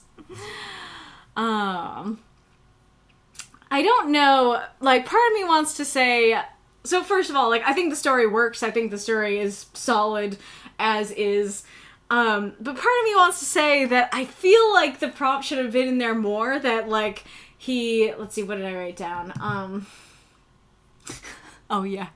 That he, like, goes up to the jukebox and is like, hey, does this have pants on it? And then Danny just kind of blinks at him and like, thinking that he means, is the jukebox wearing pants? And she's like, no, it doesn't have pants on it. And then he finds the album. He's like, no, they do. It does. And then he puts it on and she's like, what? And maybe, like, more of the conversation could be about how big they were. Maybe you could really convince the reader that she really should have heard of them, or something like that. But I don't know, like, it works as is, the story as a whole works, but also maybe it would have been nicer to have a little bit more of the prompt. Little torn on that. What else did I say? Oh, yeah. So I had either not known or forgotten what a pompadour was. And so I saw a pompadour and I was like, so, like, the wigs that, like, people wore in, like, the I mean, I don't know the time period, but, you know, the George Washington type powdered wig. I was like, oh, interesting. So we're having a restaurant in the before times, and then it turns out it's like the Fonzie style, and I was like, that is a very different image. And I think when I saw Pompadour was graying, I was like, yeah, that's how it's supposed to be. All the wigs are powdered and gray.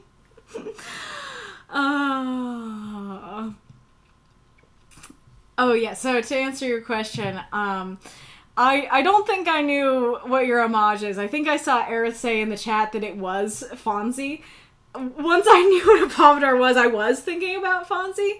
But I don't think I recognized that it's like, this is an homage to Fonzie, if that makes sense. Do you think the story's too out of left field? I mean, like, it kind of is, but it's great. Like, I don't see that as a problem. Sometimes it's fine to come out of left field. And you have written silly stories before, like in this universe, actually. The one about the dragon lady having dinner with, like, the tiny alien or whatever he was, that he's like, I'm the greatest, and she's like, okay. You know? So, like, it's not super out of left field, because you have written, like, silly stories before in this universe. But it is rather different from a lot of the things you write. But it's not necessarily bad. Like, what was the other thing I was going to say about that? Oh yeah, I am curious about extra curious about this universe. Because I definitely knew this to be, you know, the dragon universe. And so having something that seems like more realistic in a way, more closer to our Earth, is very interesting and curious.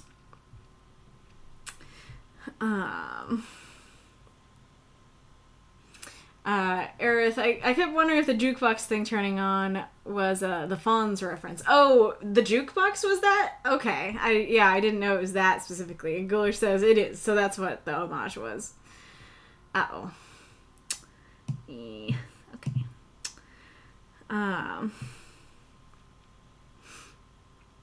First there's men without hats, now men without pants. I don't even know what men without hats is. I started off writing Charlie hearing the voice of Johnny Bravo. I don't know Johnny Bravo. Mako says, so Elvis. Okay, I know Elvis. Gotcha. I really like using the name can work if it's for a purpose, like for emphasis. It can, but that's kind of the problem. Because if Wolf intended it to seem flirty, then it works. But if that's not the intent, then the emphasis is a problem. And then the emphasis shouldn't be there. Yeah. Hi, Charlie. Hard eyes. I wanted it to be that you could read Danny either liking him or humoring him. Gotcha. I think if that was what you were going for, then I might take out the scrunching her nose thing, because that would feel more like... I mean, I probably would have even more firmly been like, oh, she flirting. But I do think that would have eliminated the question of like, wait, but she hated it, but now she likes it. Instead, it would just be like... I would just be like, okay, is she actually flirting, or is she just, like, being nice, you know? At least amused by him. Mm-hmm. Charlie's been going to that diner for a long time. 50 years ago, and they still talk about him, yeah. What depends on the band. Arith, remember when there used to be all those conspiracy theories about Elvis still being alive but hiding out somewhere? Just picture Charlie as old Elvis sneaking out to go to an old joint to see what's changed. That's delightful. I think Kosh is laughing about my powdered wig thing. unless you're laughing about Arith's Elvis joke. Wanda, the leader of the Dark Legion, or I think it was Wanda, widow of the Dark Legion. Yes. Yeah, Vrymheim is urban fantasy inspired by epic fantasy and conspiracy fiction. Oh, that's wild. I just straight out look Kaylie. I don't know what man without hats is me. Apparently I'm showing my age in this one. I don't know what Johnny Bravo is or what, I know what Johnny Bravo or Man Without Hats is, but I went to a much earlier time of powdered wigs. Charlie should visit Japan. Rockabilly is surprisingly popular there. They probably love pants. Interesting. Johnny Bravo is an old cartoon. Gotcha. I mean, there are some gifs and stuff being provided in the not so private chat for me. I have seen this character. I haven't seen the show, but I have seen this guy. Alrighty, Rue. But yes, very cute story, very enjoyable. Gilish says some bands are only known for a few songs. Some bands are so well known, people know the band members by name. Gotcha. Johnny had a blonde pompadour, and a ladies' man, but also a dummy. Fair. Kitty, are you hacking? Are you hacking, baby? Outside? Go outside, baby. Oh no. Oh no, hacky baby.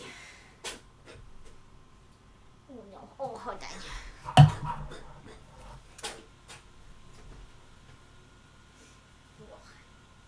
Yeah, I know how you feel.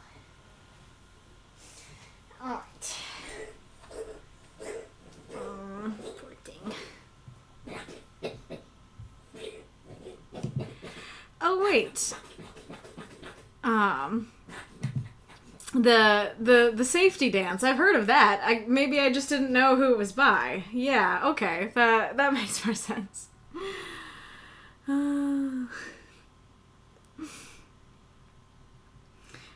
Showing your age, more like showing your youth. I don't know what the showing your age thing. Oh. I don't know what. I don't know why you're repeating Charlie's lines. I love to see Kaylie react to an episode of Johnny Bravo. I don't care which because it's an episodic show. Interesting. Put it in the recommendations for stream chat. Bitzer! Yay! You've arrived just in time. I live, but my main compy has died. Oh no, that's not good. Yeah, no computer, but yay, Bitzer.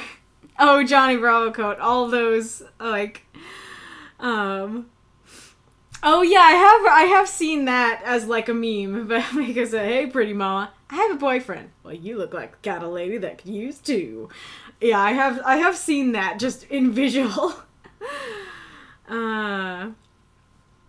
You gotta track it down to Cleveland so my fixer-uppers can whack it with a hammer. Oh. Fair. Alrighty. Man, I'm relating to Charlie. Imagine trying to explain 80s new wave to 90s kids. Oh, I'm sighing about Kaylie not knowing men without hats. Gotcha. Very fair. Yeah. my dad was into new wave, so he's shown me some of it, but maybe me saying my dad was into it just makes it worse. Men Without Hats is one of those bands that people know their songs more than the band. That's fair. They have more than one song? Yeah, I probably only know the safety dance, too. Oh my gosh. Alright. Let us go to C.M. Weller's story.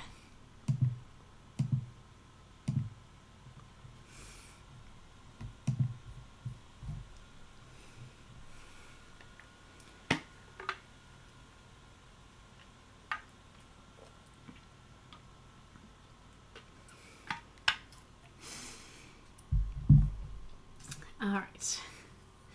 Oh yeah, so I don't know if I should attempt to try a German accent without having practiced it, or if I should just go with whatever. Go with whatever comes out of my face. I don't know. Why is Kirby over here? Why are we Kirbying over here? Oh no. I'm diagnosed with baby. That feels terrible. I already have a face that looks 10 years younger than I actually am. I don't want to be diagnosed with baby. Don't worry about it. This story is 100% in German.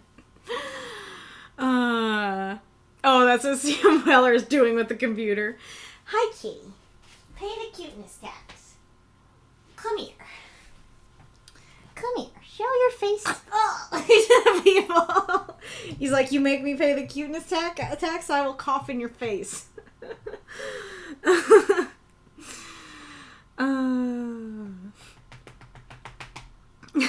enjoy new wave. It's one of those miscellaneous music genres that exist more for marketing. Interesting. All right. The Time of Trousers. Young Kosh. By C.M. Miller. 290 words. There had to be something wrong with calling a child Sir. But Venbauer was... Let's restart. There had to be something wrong with calling a child Sir, but Venbauer was the page servant to a child of blue blood and blue skin. It was the horns in the tail that had unnerved him at first. All the same, the kid was excruciatingly polite and desperate to seem friendly, in spite of his pointy smile. Ven had to admit, he rather liked his diminutive boss. This day was the one day of the year that little Lord Cornwind looked forward to. The day he received his one and only birthday present, which was a commissioned outfit to last him for the following year. The linen shirts and cotton undershorts with room to grow into were under a coat, a doublet, and a pair of trews. Not the child's dresses that had arrived in previous years. Lord Cornwind was 10 years old and therefore expected to wear pants. He held them up, attempting to unriddle their function by observation alone. Ven was supposed to be his lordship's body servant. Even after 4 years, he still didn't like touching Helkin flesh, especially the tail, as if looking like a demon could be infectious. He didn't like it, but he had to, at least until his lordship grew accustomed to dressing himself in the new manner. He turned the trews around, showing Lord Cornwind and the accommodation for his tail. This is the back, sir. The other side faces frontwards. And the buttons? Those are for visiting the privy in a hurry. For making water, sir. Lord Cornwind looked both baffled and horrified. It wouldn't be polite to request a demonstration, would it? No, sir, it would not.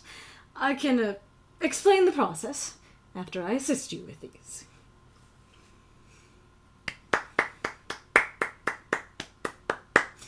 Throw up those moths and monsters cheer for this story if you loved it. Adorable, yes. Is that a Genshin Impact character, Massa? Uh-oh. I feel a sneeze. Come on. Okay. I thank you for the cheer. Straight iron lung. I want to head pat. Nice. Yes. Okay, so questions for the stream that bits are left. 1, is it clear without reading the universe that Lord Cornwind is a much younger Kosh? 2, have I made the traditions and encoding of clothing and life stages clear in this piece? 3, am I straddling the line between comedy and tragedy here? So feel free to submit your answers to those questions in the chat. I think somebody just dropped a big cheer, but I'm scrolled up. Whoa, Marks whistles innocently and drops a giant cheer bomb. Thank you so much. That's awesome. And has that unlocked 2 stories for us? That's awesome, if so. That's awesome. All right. Yes, I agree. The story is very cute. Very enjoyable. Really like that first line of, there had to be something wrong with calling a child Sir.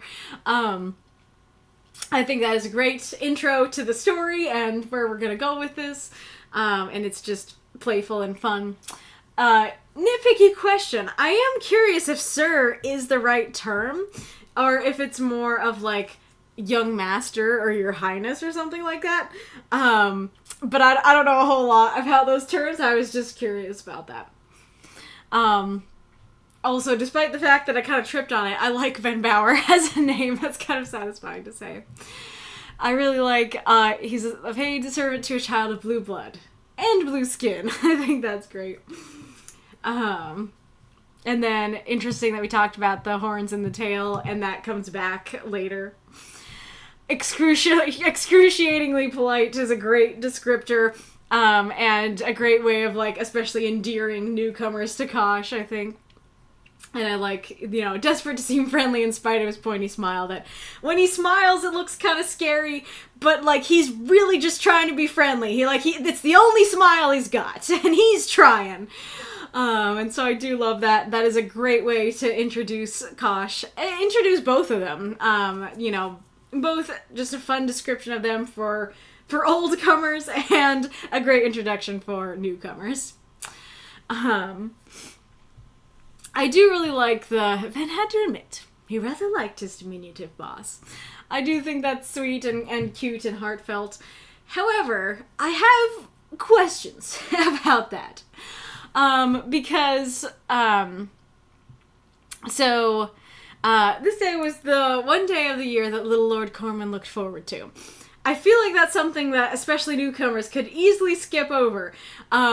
But I see the sadness in that. That it's like, it's not the happiness of, yay, we're looking forward to today. Like, think about the fact that the other 364 days of the year he doesn't look forward to. Like, that's really sad.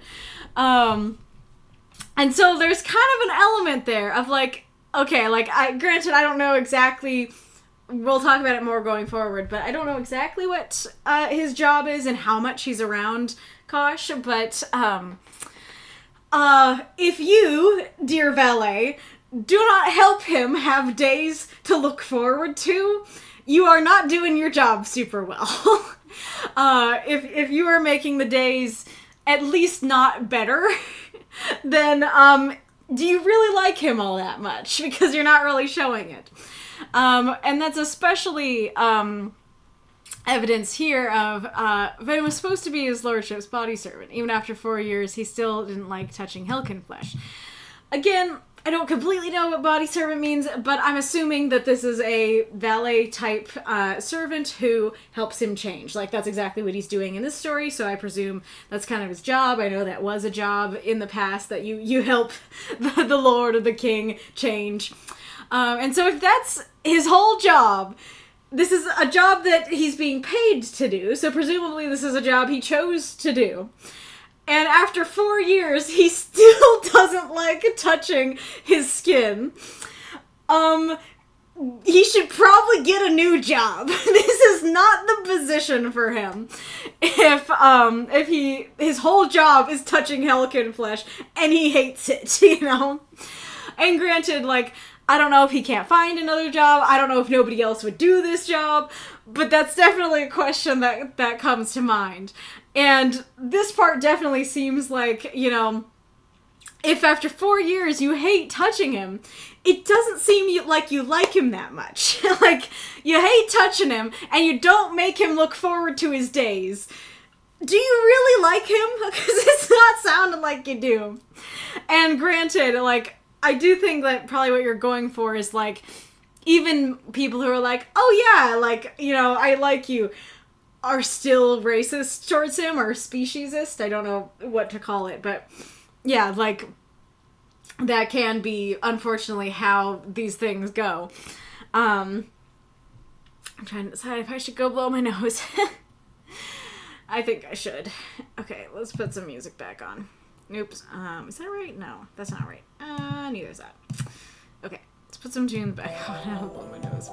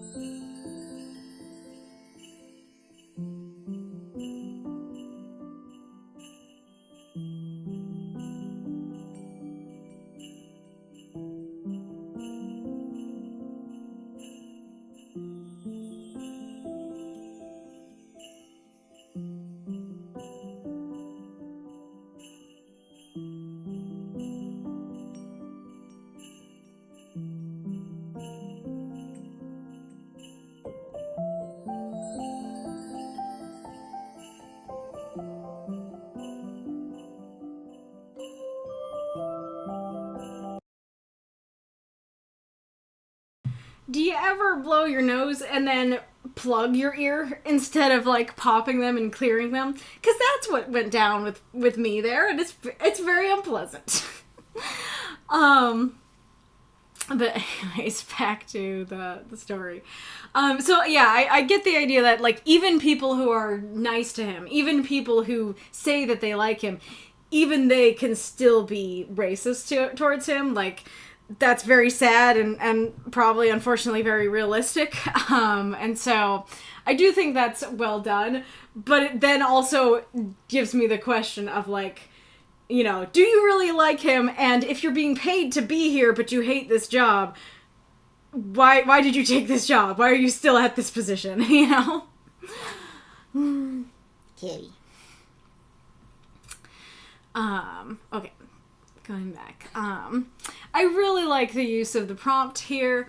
That it's like, first of all, it's just like a simple story about putting on pants, but also like it's bigger metaphorically. It's a coming of age story. They are literal big boy pants that he is putting on his literal big boy pants.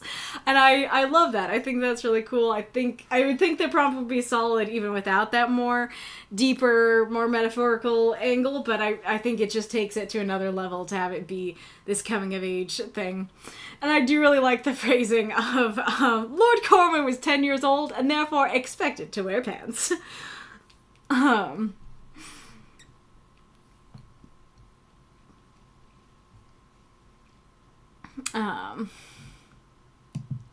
And then, yeah, like, despite my critiques and questions about it, I do like this in a sad way. I like it. And then as if looking like a demon could be infectious, that's pretty powerful and intense. It's nice that it's nice that whoever commissioned these pants cared about Kosh enough to give him a little tail hole and not, like, force him to shove his tail down one of the legs of the pants. And I like that he's like, yes, here are the pants. And it totally seems Butler-esque. I am curious why Kosh is horrified by this. Because, like, yeah, I think I would get it more if there's, like, a zipper on them, because it's like, but it could get caught in the zipper, you know? But if it doesn't, then it's just like, yeah, there's a hole for making wee-wee. Like, assuredly your dress is just, you know, one big hole for making wee-wee. It's just like one extra step of unbuttoning, you know? So I don't really get the horror in that case. But I do like that he's like, what the heck? You know? And it is very cute that he's like, I don't really get it. I'd like to ask for a demonstration, but I also know that's probably not polite. And he's like, and I like that we don't even get to see his reaction. We don't get to see him, like, blink or anything like that. He's just like, no, sir, it would not. Very, very simply. But very, very cute and fun and enjoyable. For your questions, is it clear without reading the universe that Lord Corwin is a much younger Kosh? Well, I did read the universe, so I don't think I can answer. I mean, the universe is pretty prominent there. I would guess that it was him. You know, I'm sure I would guess that it was him without the universe, but hard to answer. Have I made the traditions and encoding of clothing and life stages clear in this piece? I think so, as long as you meant what I was talking about, the coming of pants or coming of age thing. That worked for me. The other one is a longer discussion, so I will wait until after the ad. Kitty? Oh, he went over there.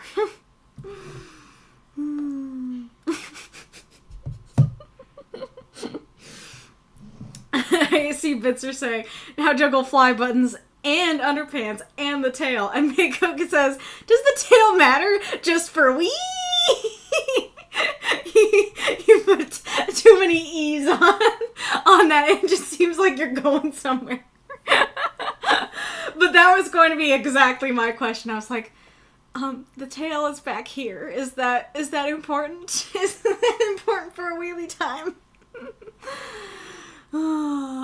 I have questions, but I'm not sure if I want the answers. Like, I don't know how that could get in the way.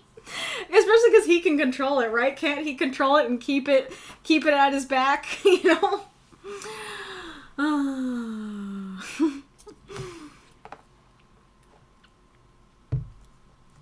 Until he learns a lot, his tail tends to have a mind of its own. Huh. Interesting.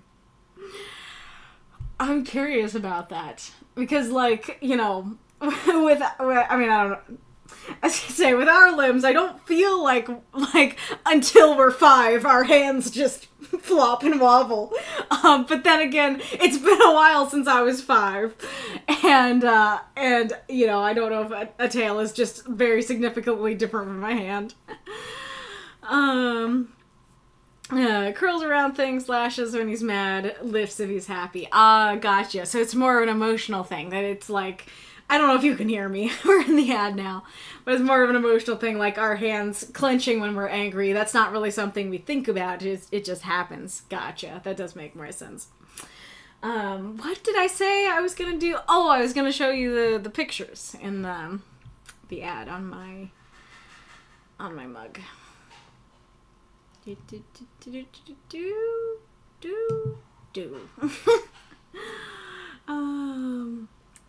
Yeah, so we have Hiccup and Toothless.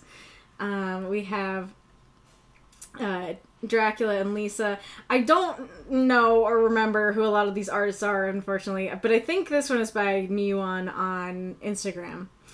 And then we have Undertaker from the Black Butler manga. This is just actually from the manga. And then we have Thomas and Edith from Crimson Peak. And then we have Barry, who is one of Mako's characters, my favorite character of his. And then we have Savion. This is a commission that I got from Mad Patty on Instagram. And then we have more Hiccup and Toothless, Rumple and Belle from Once Upon a Time, Severus Snape.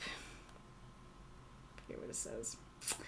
And then we have Varian from Tangled the series, and then Loki, and that's it. But these are this was all a gift from Mako. He asked, he gave me the mug itself, and then asked me for art of my favorite characters to make stickers of, and I love it. It makes me happy.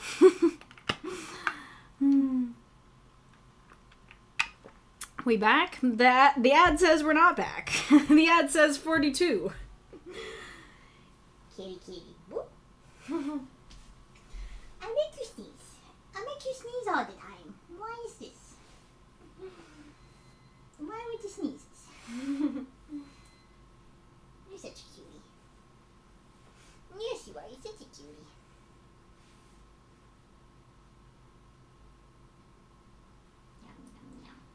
So cute. Such a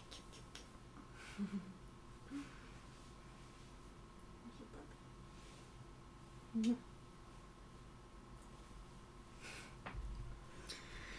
Alright. Oh, gotcha.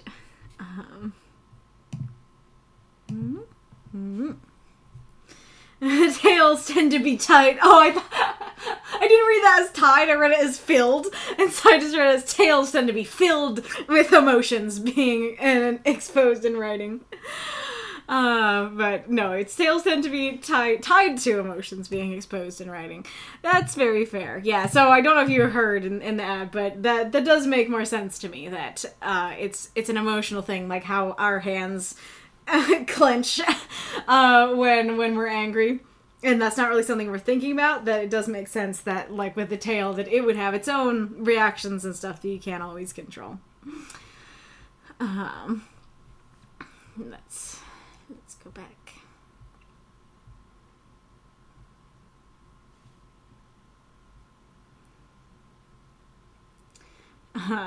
English, by the way, Bitzer, I finally read Hard Times by Charles Dickens. Is that where you got your name? And then Nope, it's because of my steampunk robo-sona. Nice. It's made of bits and pieces of various machines. Very cool. It's also an Aussieism for a puppy from an indiscriminate mother. Oh boy. And a bit more since NightWolf is a bookworm. Yeah, that's true. Master for young noble. So young master would be correct. My lord is also acceptable. Alfred called Bruce Sir all the time, I think. Ghoulish. Master Wayne. I was about to say, well, this is like a rich guy and his butler that's kind of different from like an actual prince. But apparently even the rich guy used master. So about 1,600 bits to unlock Galler's story. So be appreciated if you cheer more if you'd like to unlock his story.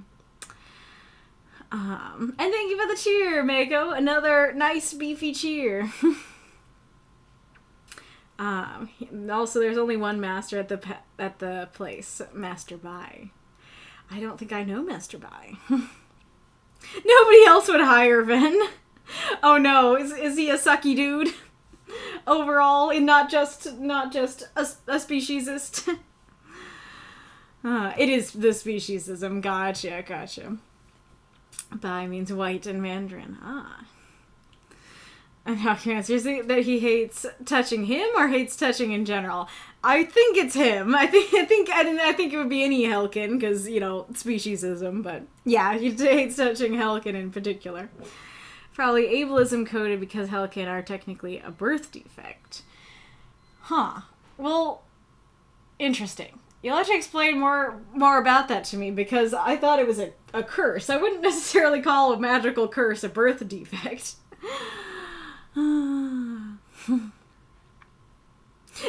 Mako, huh? Never would have considered calling Helkin birth defect. Mm-hmm. They're mostly born from humans, so yeah, technically. Interesting. Well, I guess, like, I don't know, if, like, for other humans, it's just, like, all of a sudden, you get a blue sun. That feels a little more like that. But in their case, like, it's a very specific curse that comes around at a very specific time. So that feels a little different. Imagine for a moment the technicalities of mere underpants with a tail. I mean, they made a hole for the tail, though. Like, you kind of completely, negated my questions about that. Because, yeah, like, if they didn't accommodate for his tail, then I would have been like, oh, poor boy, like, trying to get his tail into his underpants or trying to keep it out of his underpants. That doesn't sound comfortable. And that's before the actual pants. But it's like, no, there's just a hole for the tail, so, like, we're good. We just gotta get it in there. Now juggle fly buttons and underpants on the tail. Gotcha. So it's just like there's a lot going on and he's horrified and overwhelmed. Yeah, and then the question of does the tail matter just for we? Mm-hmm. And then we talked about the emotional tail. And the tail does go between his legs when he's scared. Gotcha. But again, wouldn't that be fine if there's a hole for it? It would just go, like, on the outside of the pants. My Australian slang vocabulary grows. Ableism coding. People don't like touching the visibly disabled. Oh, interesting. And very sad. The rules of regular Hellkin are a smidge different to Kosh. Yes, that's what I thought. For those who don't know, Servo is a gas station convenience store and Arvo is afternoon, you said earlier. So in Australia, would you say, oh, I found a Bitzer outside the Servo last Arvo? That's great.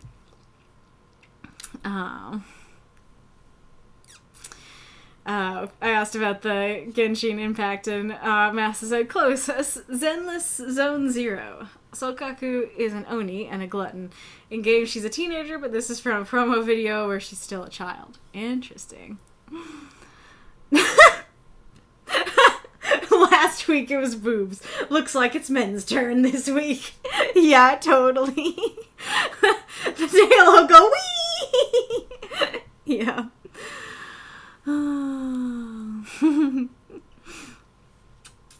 Alrighty.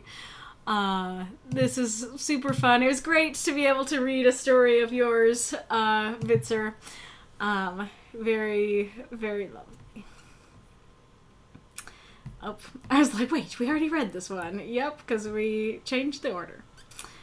Alright, it is my turn. Yep. Oh yeah, so I did read the one where he was literally, caught with his pants down. Is that the one you're referring to? Oh, that's great. And I did like that one. I did think he wrote it well, and it was fun.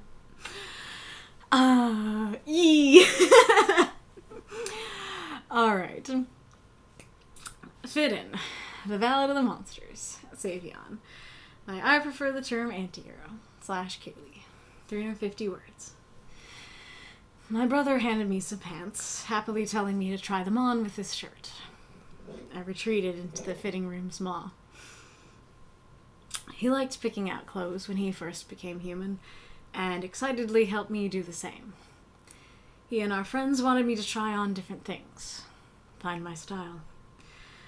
I didn't have much choice. I'd been wearing the same outfit since we left the hospital, and apparently that made one smell.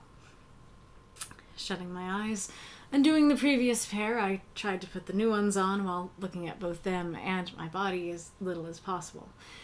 Feeling my fingers, gorged with sensation, fumble for the 15th time, or maybe the 50th. My hands were trembling. I still couldn't believe this was happening, that I was putting on clothes. Putting my hand on the side of the mirror, I dragged my eyes up. I hadn't looked at myself so much in one sitting, even when I was a wolf. The man looked thinner, his eyes tireder each time I glanced. My hair tried desperately to keep me from seeing any of him. The image sharpened, growing more familiar, yet simultaneously muddied, like staring at a word too long. They told me this would get easier with repetition. The repetition only made me hate him more than ever, and ache to go home. These pants didn't look much different from the last. Not enough to mean anything. Each time I slid into a new jacket or felt a new shirt touch my skin, the mirror asked, "What kind of man are you?" Was I a 21st century man who wore jeans and sweatshirts? Was I a 13th century man who wore tunics and berets? Was I a straight-laced man who wore suits and ties? Was I a magic man who wore starry robes and cloaks? Each time I answered, "I'm not a man at all." The mirror gave its rebuttal. I had no reply. Right now, I could barely think what clothes were my style. The man in them didn't go with any of it.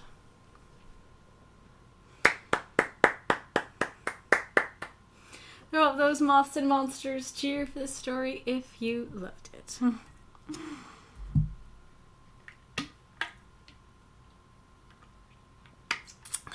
So I didn't... Oh, thank you for the cheer. I just straight Iron Lung.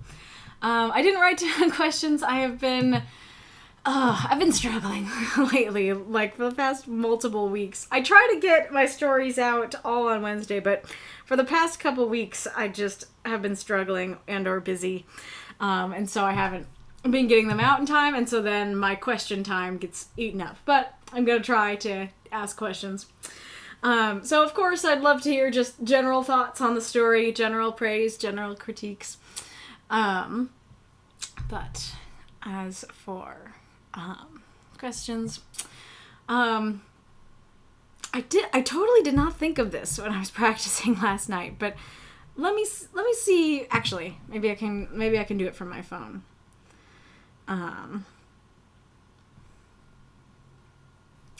Because I got a comment that actually showing Lister talking to him at the beginning might have been better, and I think I did that in earlier drafts. So I want to see. Oops. Oh no, it'll be down here. I want to see how easy it is to find if I can read that version. If you like it better.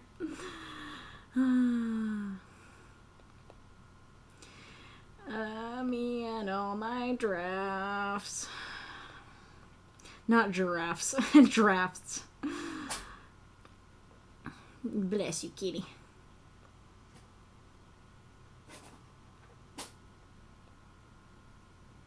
Can you hear him from over there? Can you hear that sneezy cat?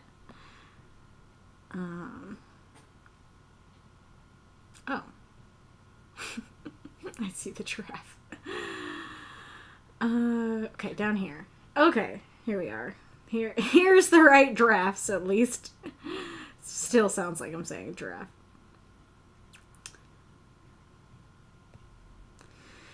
And now this is all... now it's all one big thing. It all melded together.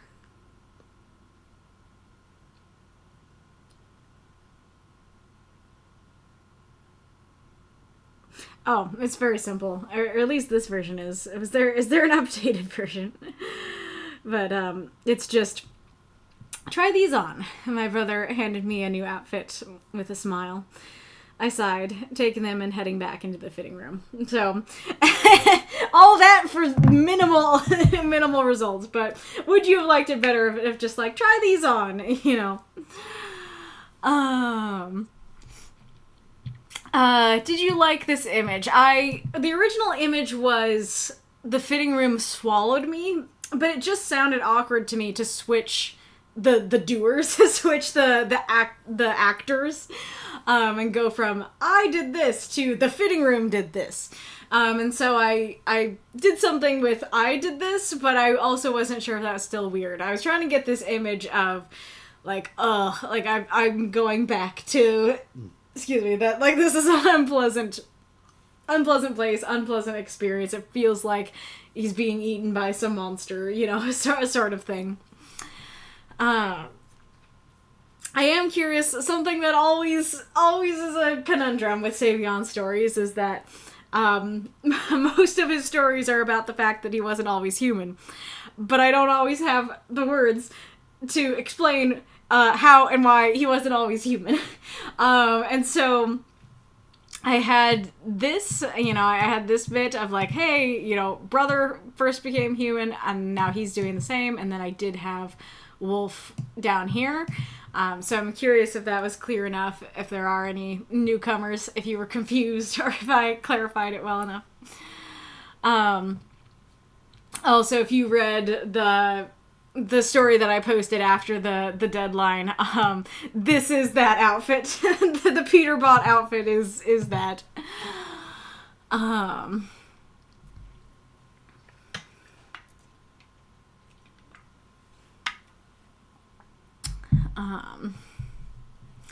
As I practice it, I do feel like saying both them and myself would sound a little more natural here.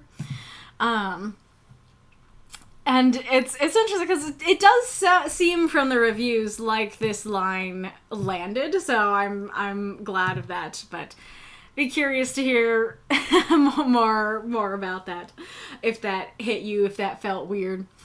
I'm curious how this came across because I don't know how often I've done it in writing group stories, but I tried to compare like his hands and sensation to like hunger, that he compares the fact that his hands like want to touch things like a craving.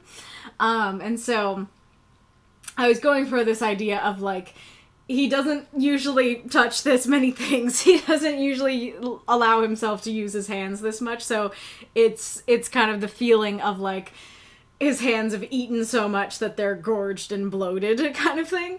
But it's kind of a weird image, especially if you haven't heard me use the hunger image before. So I'm not sure how that came across. Hello. Come here. Come here.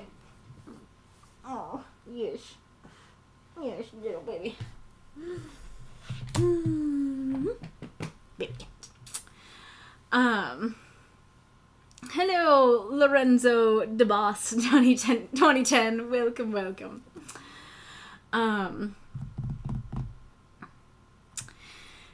And then, did you get the impression that he is making the problem worse? that like he is making this harder on himself by not looking? Or did you feel like it was more about, like, his hands trembling and stuff like that, or just that he's not used to his hands in general?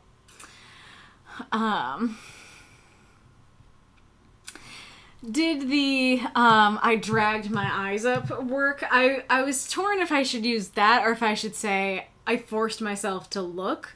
But I didn't like putting look here and then look here. And so I used the other one, but I wasn't sure if I got the right image across, but it was supposed to be like that forcing your eyes to go up, dragging them, you know, sort of thing. I also genuinely didn't know that this wasn't a word until I got to this stage. Scrivener didn't tell me it wasn't a word. Wordcounter didn't tell me it wasn't a word. Discord didn't tell me it wasn't a word. Only Word told me it wasn't a word. Which sounds fitting, but no joke. I totally thought that was a word.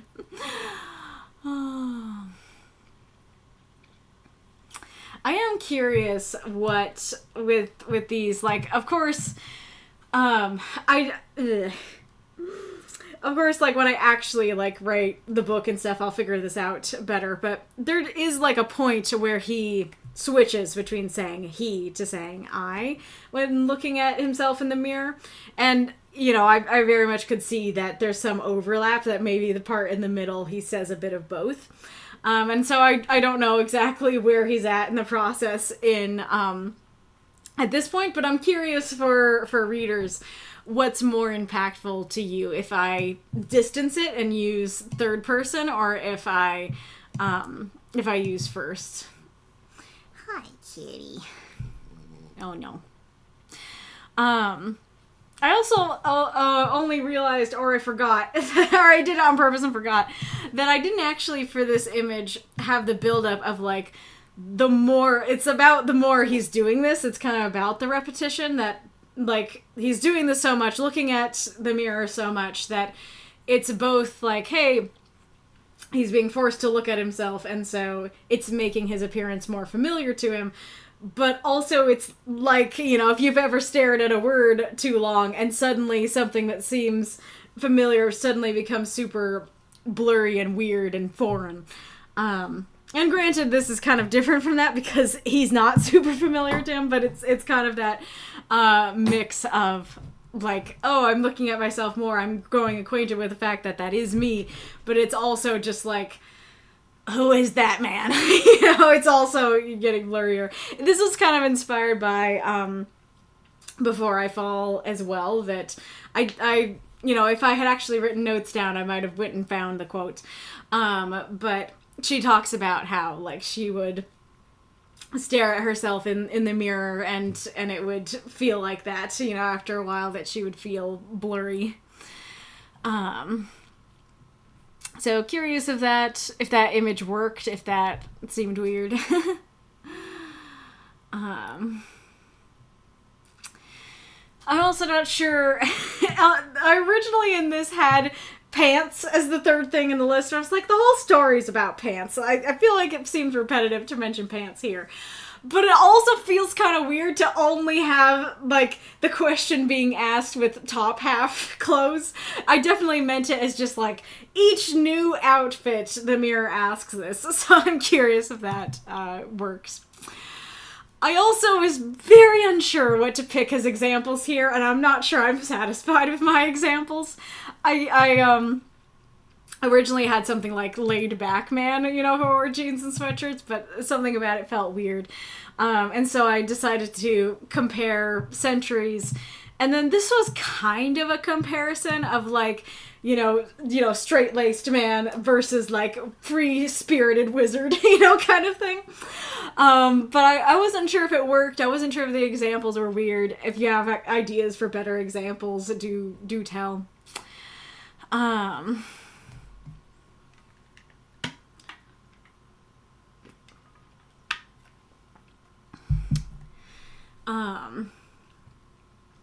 And then I'm really proud of this part here of, a sneeze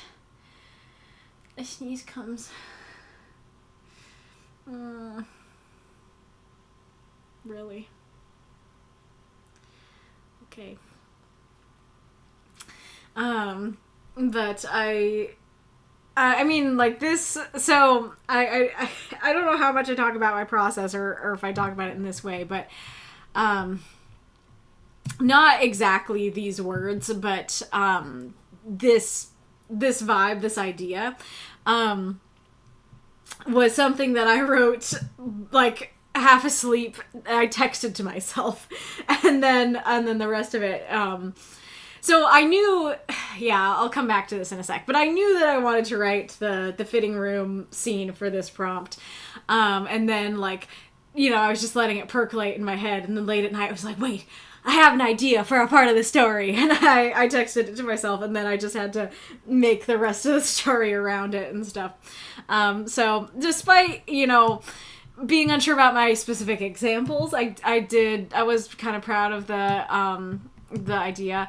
And you know, going over this with Mako, he made a really interesting point of, in stuff like this, mirror conversation things, where someone's like, the mirror asked this, and I said this, or like, I said this, the mirror replied this. It's usually just one exchange, and so I am really happy that, like, there's basically a conversation with the mirror, that the mirror is like, what kind of man are you? I'm not a man at all. And then, because it's a mirror, you know, it's basically like, you want to say that again? Like, look, kind of thing. And then he's like, yeah, I can't say anything to that, you know? So I hope others like that as well. And then, you know, did the ending work? Was it clear, the idea of, like, yeah, that is just the idea of, like,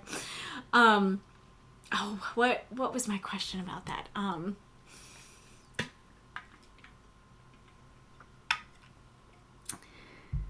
Like, he's not saying, like, oh, like, these aren't my style, because they don't go with me. Like, he is saying, like, no matter what clothes I put on, it's the me that's the problem. It's the me that's not my style, and not the clothes. There's nothing wrong with the clothes.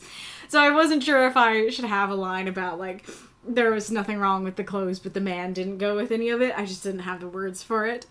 And I'm also curious, so, like, it's really funny, the scenes that I just come up with that week, and the scenes that I've had in my head for years. Yeah, this is one that's been in my head for years. Though, it's not so much this as in, like, the idea of him basically breaking down in the fitting room. And that was actually what I intended to write about. But I just didn't have the room for it. Like, just the build-up to get there took the 350 words. And I was like, okay, like, I feel like this works as an ending. So I'm curious if you would have liked a more intense, emotional ending where he starts to break down, or if you would have liked more of a story about them comforting him when he does or something, or if this worked, or if both work, I don't know. But yeah, I was really happy with how this story came out. I was happy that it seemed to be quite a different take from a lot of the other takes. Now, granted, I love silly stories, but I was proud of the fact that I went in this different, serious direction. I hope that you guys enjoyed it too. Yeah, let's see what folks have been saying.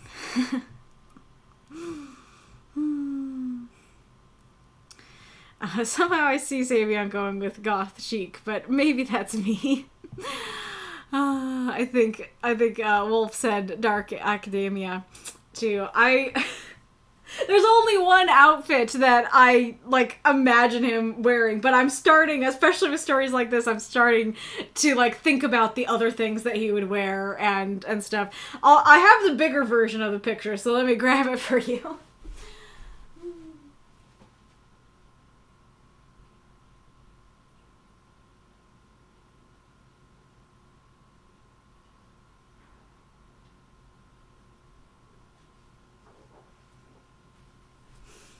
Yeah.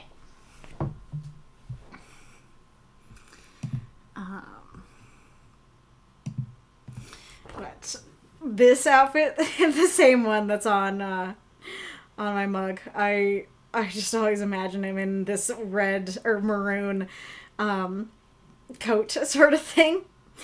But okay, I should put this all the way back. Oh, I'll show you the other side while I have it. So there's Wolf Savion.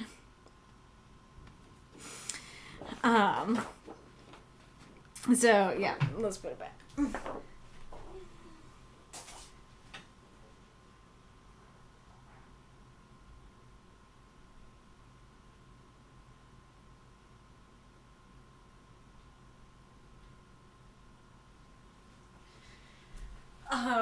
But like, you know, that's just the image that's been in my head for years and years.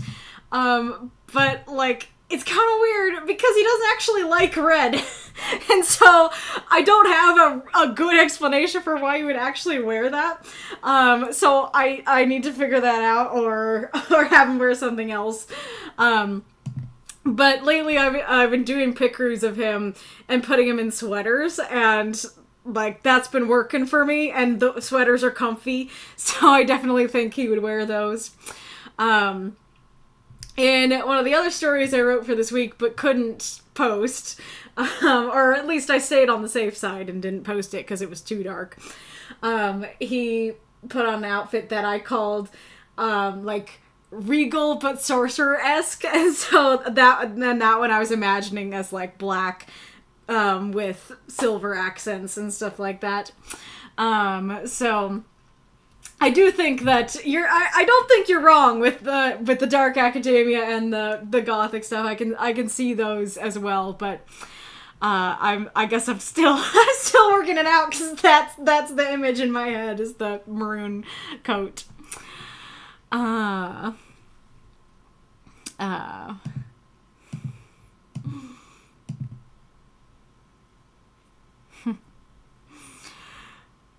don't know what this refers to, but seems cute. Mika says, in my favorite book series, one of the characters finds out they're distantly related to another member of the party, great-grandfather specifically, and at some point he goes from calling him by name to grandfather, and it's not until much longer that the change is acknowledged, which is pretty neat, I think. Were you referring to, like, the saying him versus I sort of thing? That is interesting, and that sounds cute and cool.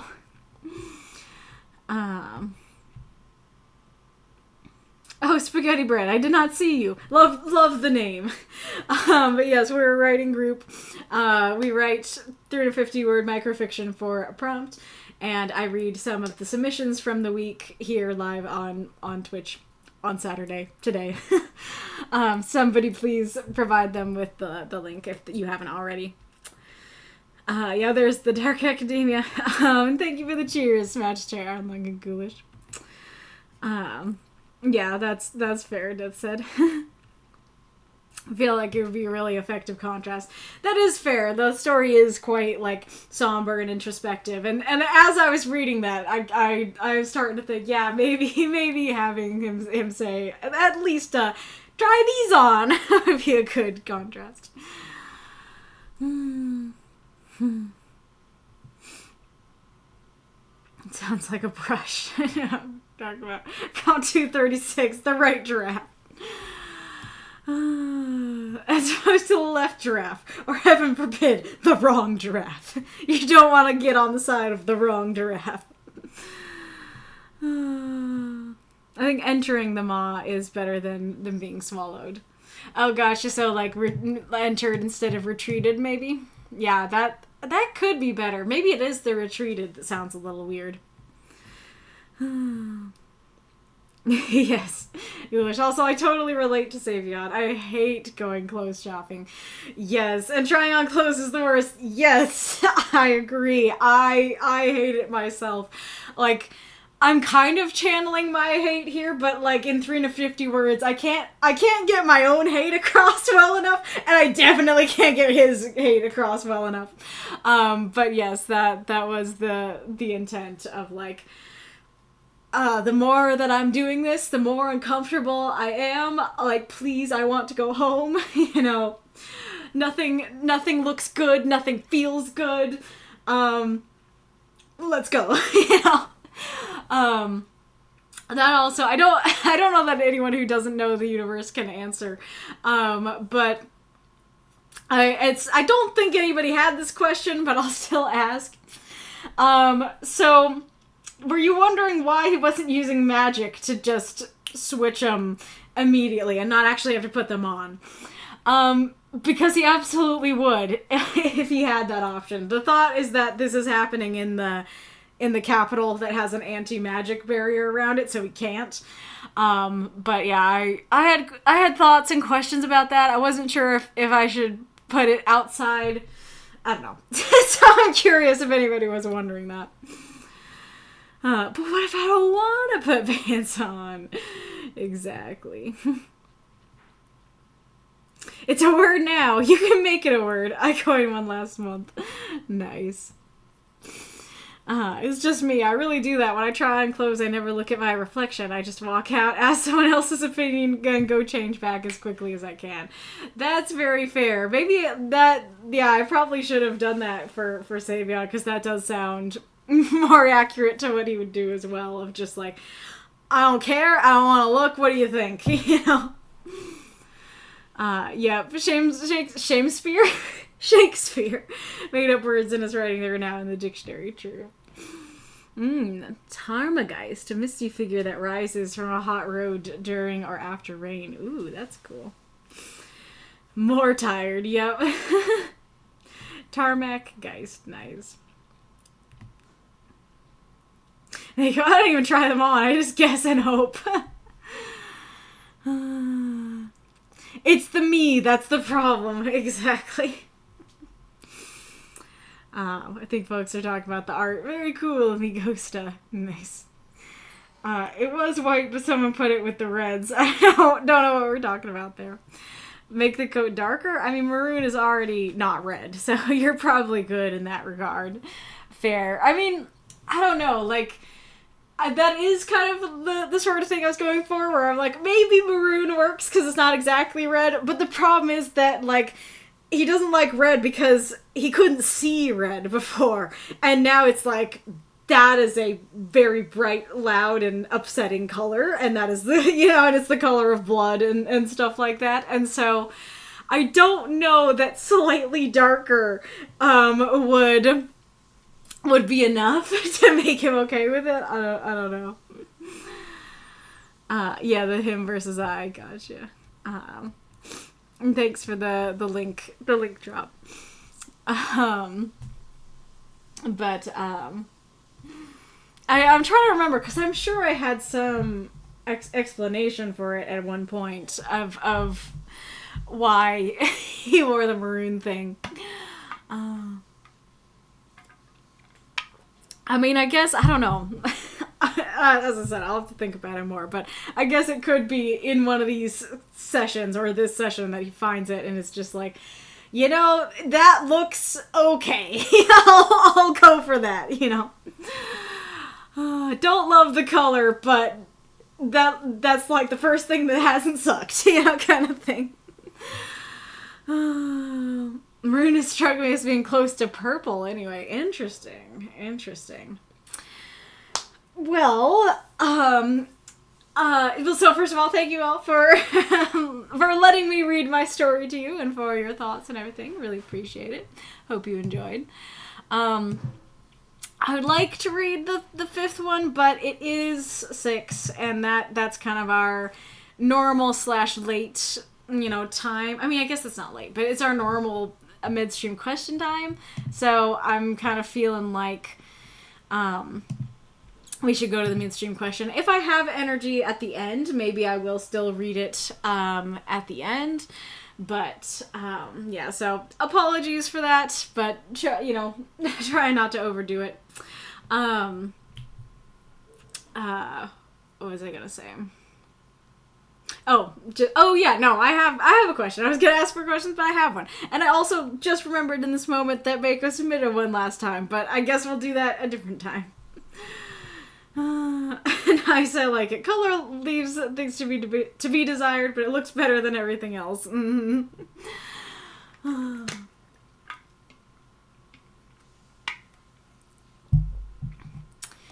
Yeah, I don't know. I had another idea for it that I still think is more meaningful, but I don't think works anymore, and I don't know if I should explain it here.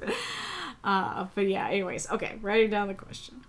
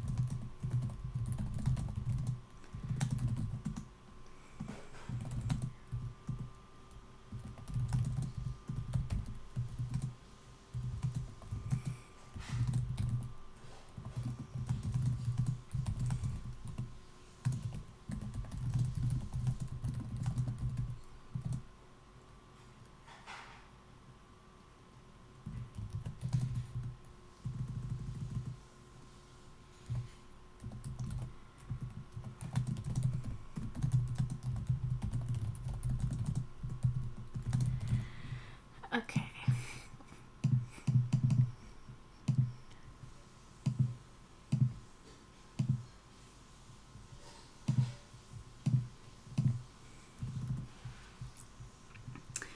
Alrighty. I think that's still too small.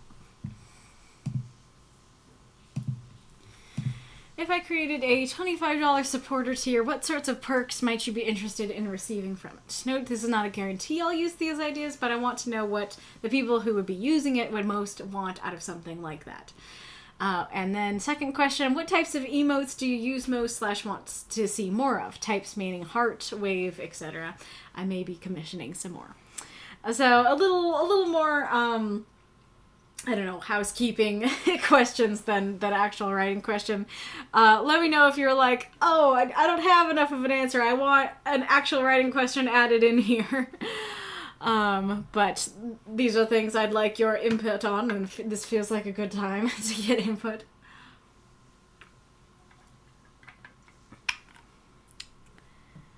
I almost typed poiple. That's a mood. As someone whose high school colors were maroon and gold, yeah, it's kind of purple. Interesting. I'm trying to think, is there a silly pants related question I can add to if you don't want to answer those ones? I already asked our pants leg jail on that stream. I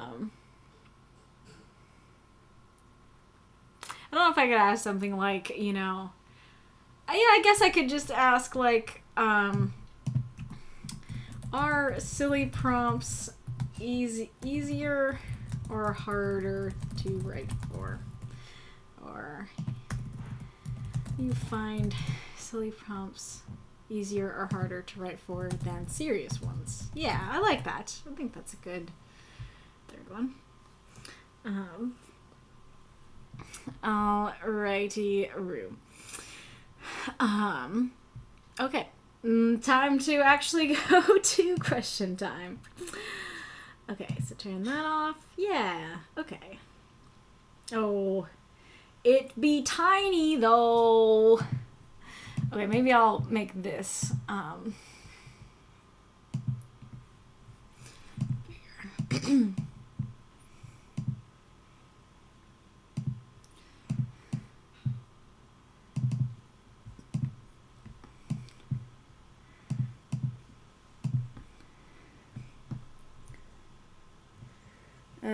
I don't know if that's legible, but I think that's the best we're gonna get. Alright, let's go back to our tunes. And I will see you all in a little bit.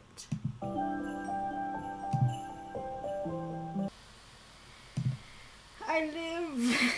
I'm here. Massa. Well, fortunately I need to leave, so I'm gonna have to go to the shower. I'll come back and watch the responses in the VOD. Or maybe I'll catch them when I finish if the break goes on for much longer. Later, Massa! Don't forget to put on pants! I love that. Oh gosh. I forgot my tea bag just split, so I swallowed a mouthful of tea leaf slivers. That does not sound pleasant. I don't know if I should start with Massa or end with Massa.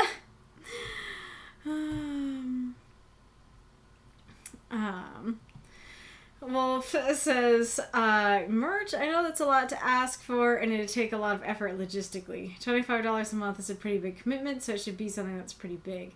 Maybe you can nominate a story to be read and that will be factored into who gets chosen. Like the $25 patron gets to nominate someone. That's interesting. So I guess I'll say this here. So like you were saying the merch, and then I saw Mako was saying like maybe stickers like themed around the prompts last month. So like, you know, the cheapest, like if you're talking about like sticker emojis and stuff, like the cheapest I could get is like $5. If there are 4 to 5 weeks in a month and I'm making I'm buying stickers for the prompts for last month, I've just negated a whole sub. That's $20 to $25. And so it's like, okay, you like if a bunch of people were $25 subs, yeah, then it would you know, losing one might not be as big of a deal. But especially if it's only a couple, then it's like, I mean, spending $25 to get $25 isn't seeming great. And then I'm assuming that physical merch would be even more expensive. And so in that case, I could, if I have two $25 subs and I spend $40 on merch, then I've negated the subs, right? So if you have ideas for how I could do that without negating the subs, then do let me know. One emote I want is a lighter emote for when Kaylie sings, using laughing, hug, heart, thinking, and OMG emotes a lot. Gotcha. Yeah, the lighter one's a unique one. That is interesting. I think silly prompts take more effort and creativity than more serious ones. It requires a lot of thinking outside the box and a lot of energy, so that can make it harder on you. That's very interesting. That being said, I think there needs to be a balance of both. Sometimes you'd rather work with something silly, so the effort is worth it. I love my piece for a hold my bear, because I got to utilize martial arts and Uchiha tropes and write something ridiculous as a fishman defending a town from a practitioner of bear-style martial arts. I remember that. And that's very fair. Massa, darned if I know. The genre break team is struggling to figure out tier rewards for our own thing. No idea what to ask from you. 2, I'm not sure about emotes. Usually I can't think of emote ideas until I want one and can't find it, and I've already forgotten the last time I did that. Also, I have Nitro, so I'm using emotes from across a bunch of servers. Very fair. 3, I do tend to like writing absurdist humor at times, but I don't think I need a silly prompt to do so. If my mind's in the right gear, I can come up with something absolutely ridiculous, no matter what the prompt. And if my mind is neutral, I'm going to struggle to come up with a story idea, no matter the nature of the prompt. That's very fair as well. I would relate to that of, like, it's just the overall mood. Am I feeling creative? Am I feeling down this week? Granted, for me, the specific prompts do matter a little more than that, but I do still relate to that. So here's the other one Mako said. The problem with this question is always, what if lots of people sign up? Because things like reviews, editing, guaranteed slots, etc. all seem okay if it's like 1 or 2, but the more people do it, the more of a problem it becomes, until it's just impossible. Maybe stickers themed around the prompts from last month. Those could be cheap and could be fun to collect. to definitely a flesh horse. I use applause and popcorn emotes a lot, as well as thinking and annoyed. Maybe a wow or scared nail biting, things that we could use to react to stories better. Headphone emote or a lighter could be nice too if you keep gracing us with song. Welcome and hype would be cool. Lots of possibilities, to be honest. Definitely something else that's specific to the group. 3 silly prompts are no easier or harder than any other for me. Writer's block and inspiration are as likely to strike me either way, but I enjoy fun prompts quite a bit because they're fun and we get to be lighthearted and make jokes and just have a good time of it. Yes, very fair. And then Wolf asked, Discord stickers or physical stickers? I like the latter as an idea. The former I'm not sure about because I don't know if you can do that with stickers on Discord. Uh-oh, lag goblins? Oh no. That's not good. Yeah, I guess, okay, now I'm thinking because, so the thing about the emotes is that it came from the Christmas emotes, right? That right now, I still have all the Christmas emotes on, the server. Now I can remove them because I have the Caitlyn ones. But I was saying, like, I want, I think it'd be really cool to have emotes, to get some emotes for whatever show I'm reacting to at the time, to kind of try to merge the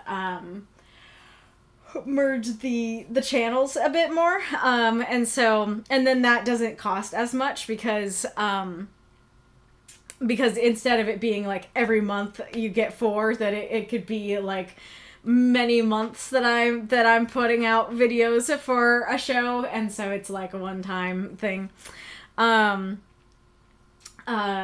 so like I wasn't thinking about it from that angle, but like I have the wizard cat emotes as the perk for the supporters, but it's kind of sounded like maybe that would be a better supporter perk, that whatever the reaction emotes that cycle are, you get to use those, if you're a supporter. Across the streams, because channels are also bodies of water, true. Reginald has emotes, oh yes, that's great. We have, like, goblin emotes, right there. Oops. I mean, that, there was my, there's my reminder to myself, but there you go.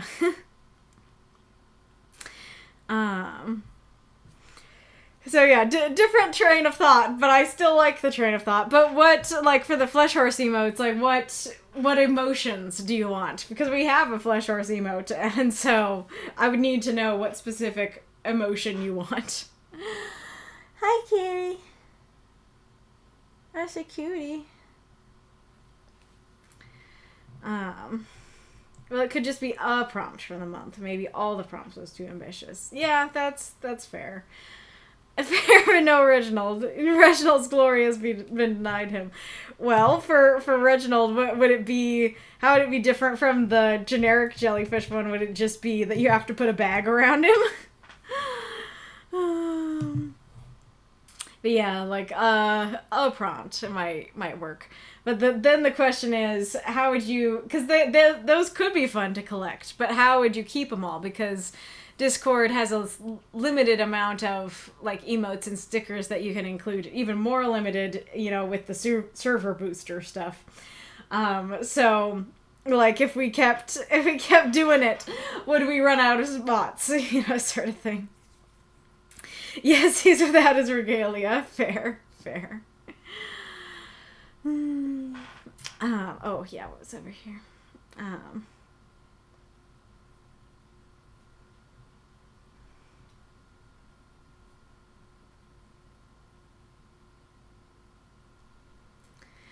Silly prompts, I do enjoy working with them. Of course, the nature of writers is to turn things around. Silly prompts result in serious story. Serious prompt makes for comedy gold, that sort of thing. I'll at least have a go no matter what. Very fair. I mean, this prompt, like, I would have agreed with you last week, but I feel like this prompt is kind of proving the opposite, that I feel like folks in this group tend to gravitate towards serious, but this one, a ton of them were funny. And granted, we haven't even read all the funny ones. So, like, there were a couple serious ones, but I do think it was a silly prompt that leaned towards silliness. That said, so far I've made all the prompts work, but some of them have been darn near impossible, like cat distribution system. Interesting. Interesting that you struggled with that one. Yeah, the gift subs count.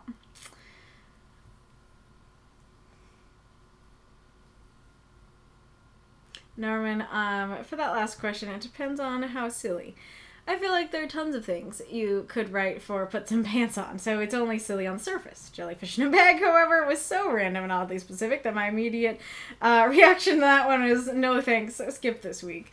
Well, that's good to know, because I definitely want to know which prompts are, like, full-on no thanks ones.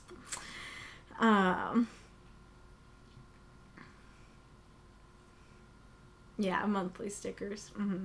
Oh, yeah, but if there's physical stickers, and again, then that comes down to how expensive are those, and how do I get them to you without the shipping being too expensive. You'd be able to collect them all, but, and not have the Discord limit be a problem, but there might be other problems. Stickers have the advantage of being easy to scale up. Sending them to 12 people is barely more work than one. I don't know what that means. What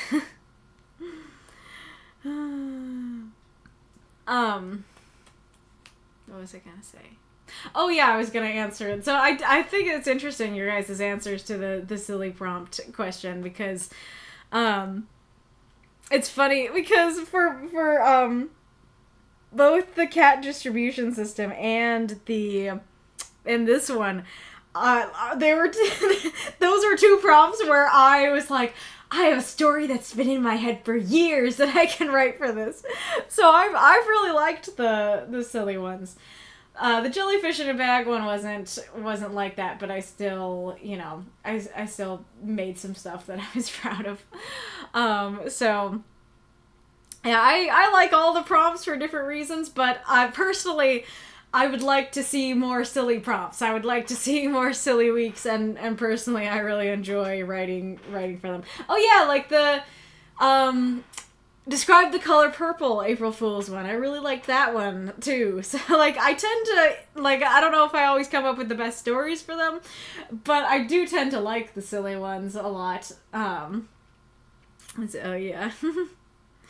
You just need an envelope if the sticker is small enough. Envelopes still cost money to send. It's more about how much it costs to send out. Bitzer has a tower. Oh, I gotta go and get my tower fixed. Do you mean your computer? But yes, we'll see you next time. Alrighty-roo. Time for Foggy Boo. It's the time for Foggy Wall. What is... Oh, is that like a squid? I was gonna say, what is the reaction to the jellyfishes down there? I think it's a squid, but it kind of looks like it has a human face. Box of envelopes is like 15 for 50 stamps, are $14.60 for 20.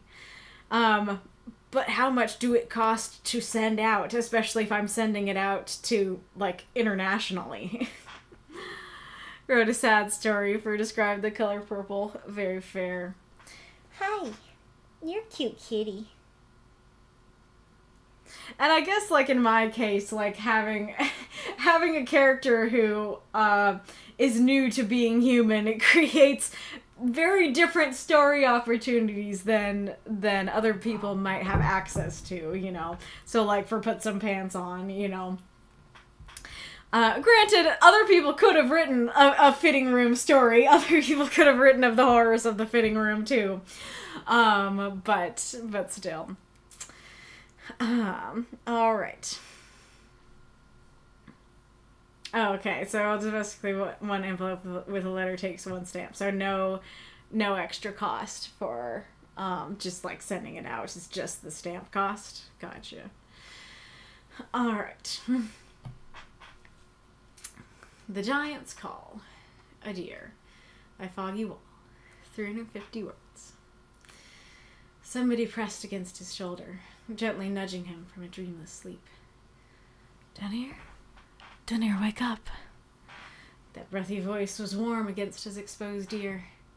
The kings require your presence post-haste. Come on now. He took a deep breath. The fragrance of my earthbound home was only barely hidden by the overwhelming floral scent of herbal soap. The hand that pressed into his shoulder pulled him flat onto his back.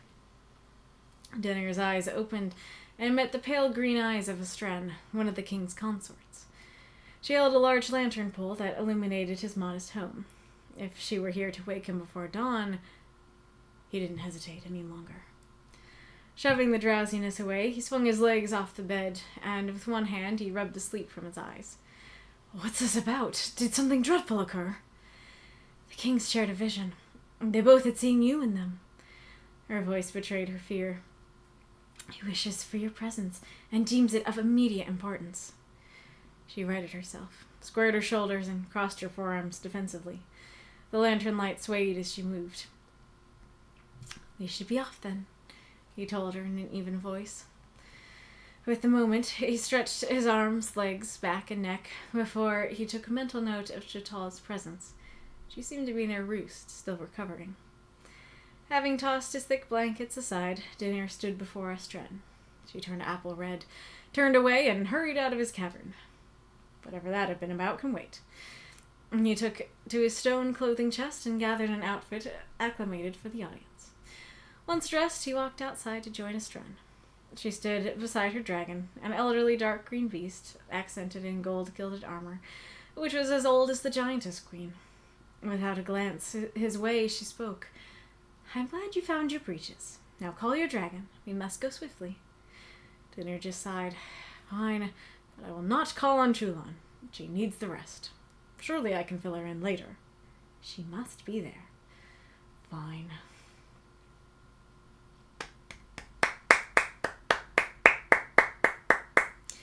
Throughout those moths and monsters, cheer for this story if you loved it.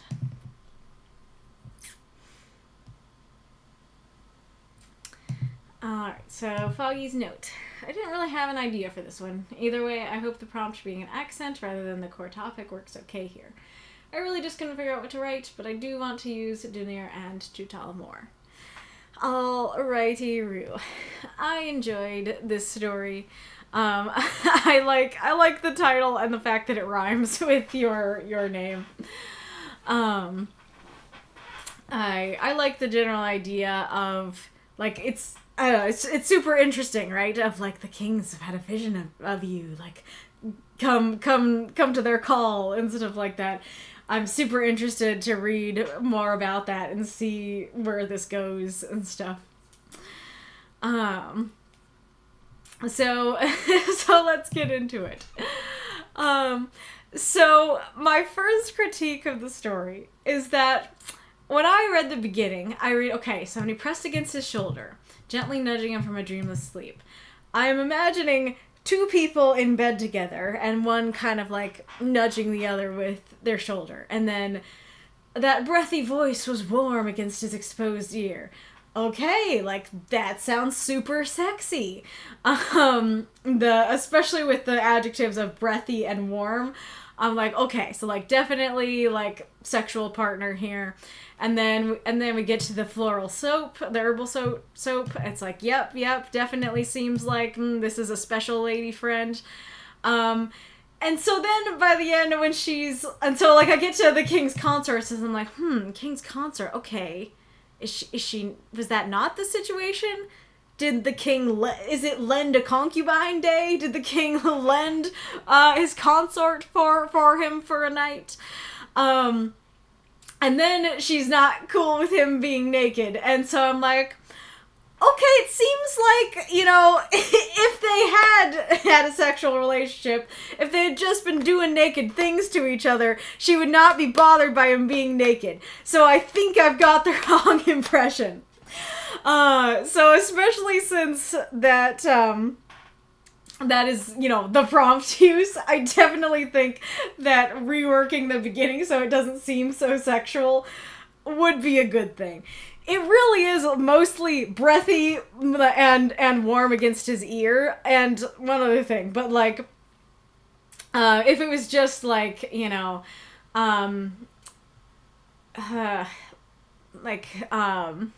set a voice against his ear, like that's a lot more neutral. It doesn't sound like Adiyr, wake up, you know. It just as that voice was, or no, a voice said against his ear just seems like Adiyr, wake up, you know, kind of thing. The other thing about it, what was it?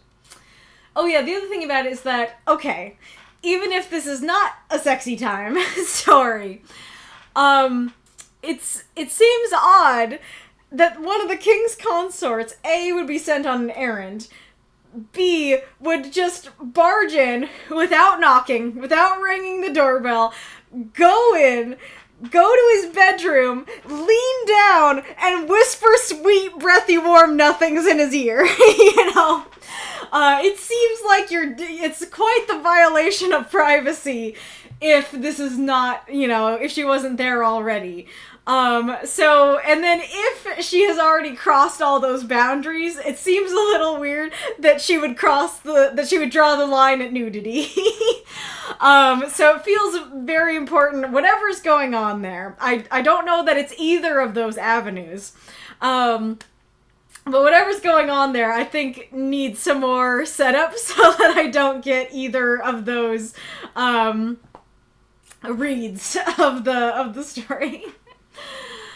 Now, despite the sexiness of the line, I do like the way that it's described, and it does give me a really strong image. Maybe too strong, but it's well written. I'm very interested in the fact that there are multiple kings. So, the consort thing.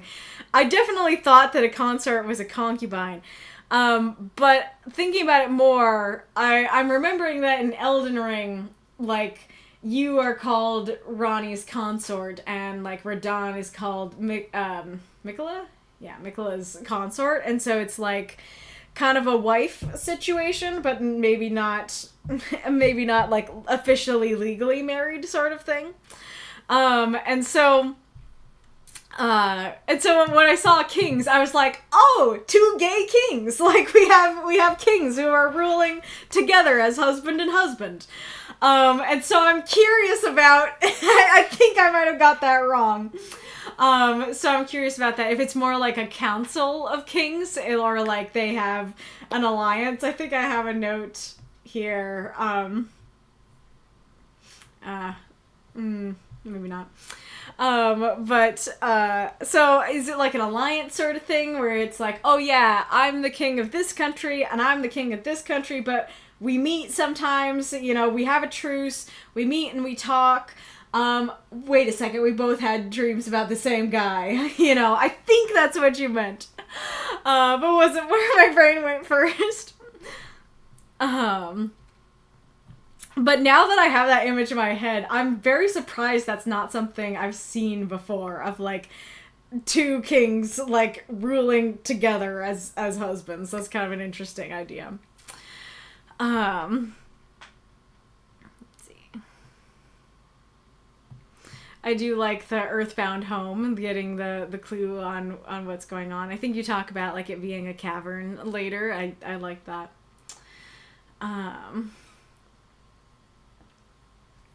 I do think that the description works. Like, again, despite my critiques for it, I do get a really nice picture of what's going on here. And I do think it's interesting. And like I said, I am super interested in this vision. This is just a super curious thing to happen in the story.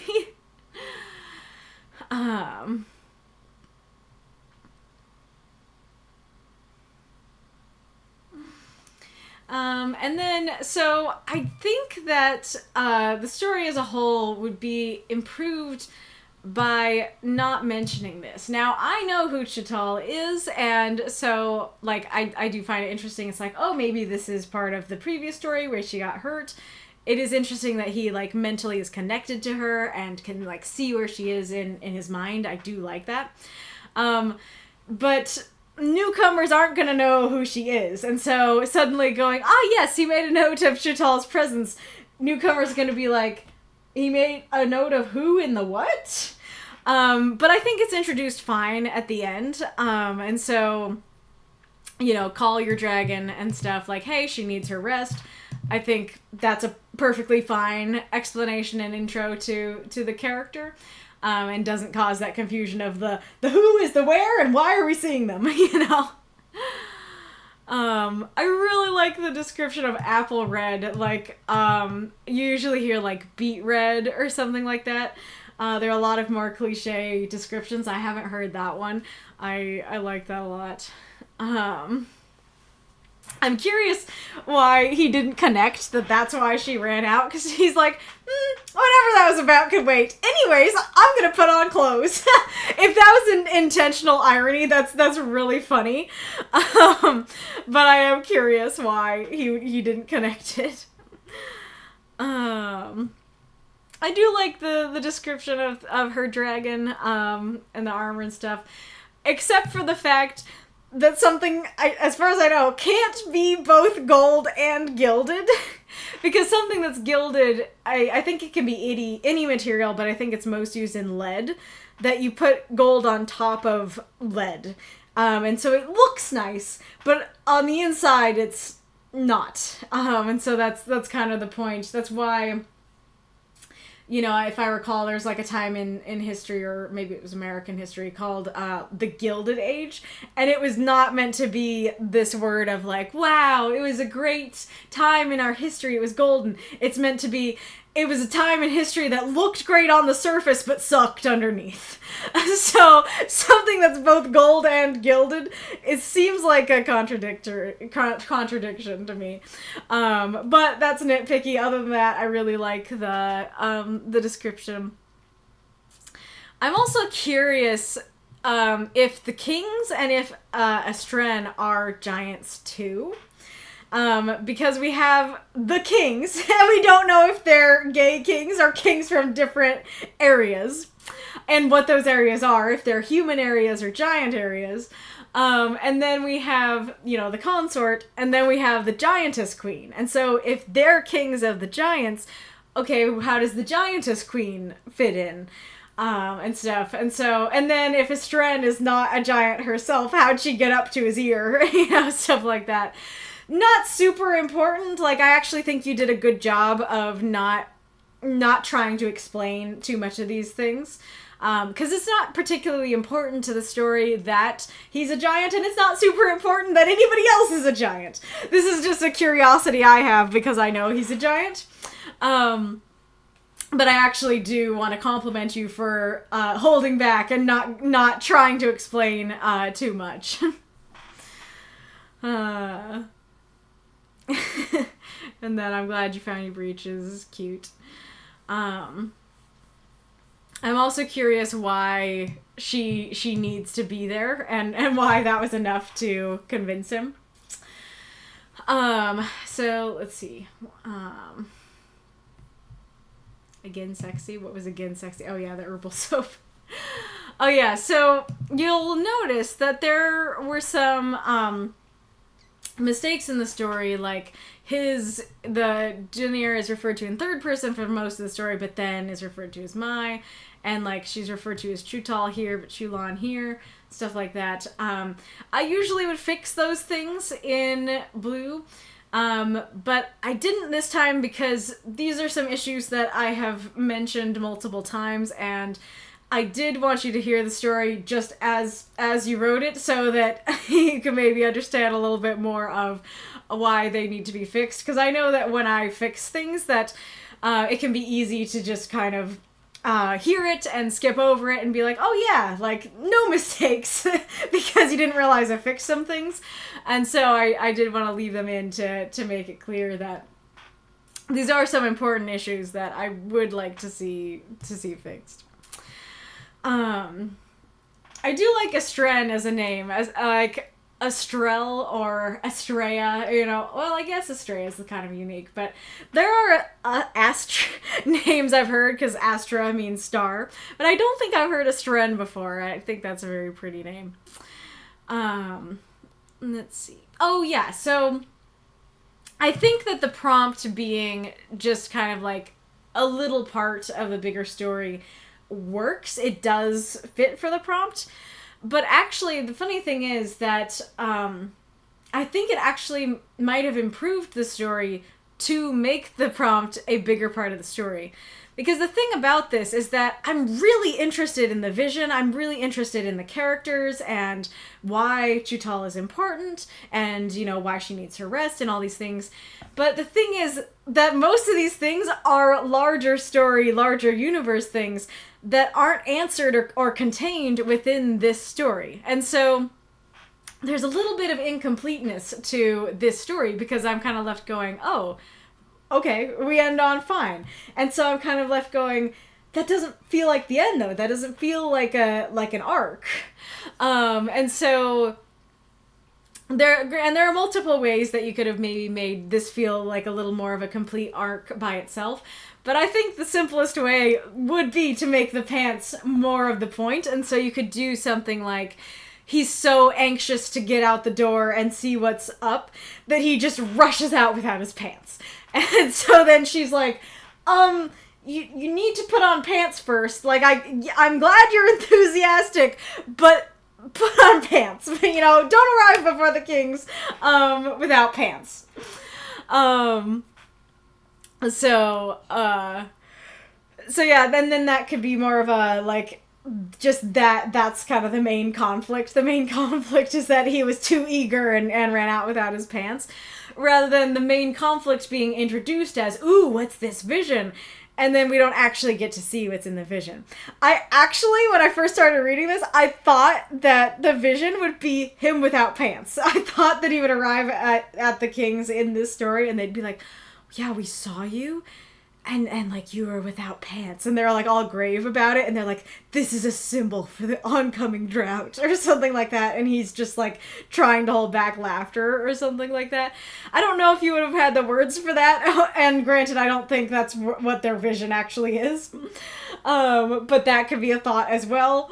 I think that, you know, it wouldn't necessarily go with the prompt, but just kind of hearing maybe what the vision is might feel like more of a climax. Like, okay, we don't get to, like, necessarily see the kings or do anything about it, but if she tells us, okay, they had a vision, and then we end on, this is what it was about, maybe that would feel more complete. Then again, maybe it would just add more questions and cliffhanger-ness. I'm not sure what was in the vision. So I'm super curious to see this continue. I think this is very well written and stuff like that. But it does read a little bit more like a snippet out of a book rather than a short, complete story, if that makes sense. So it says, I believe that a consort refers to a spouse of a noble or royal figure that has no claim to the title in the event of a highborn's death. Gotcha. So it could be, you know, like a wife or something, but she can't be queen. Look at all those happy emotes. Sorry to mislead. It's alright. Oh boy. Next year's April Fool's prompt, doing naked things. I feel like this prompt straddled the line of too much sexiness. I feel like that prompt is on the line, or has gone over the line.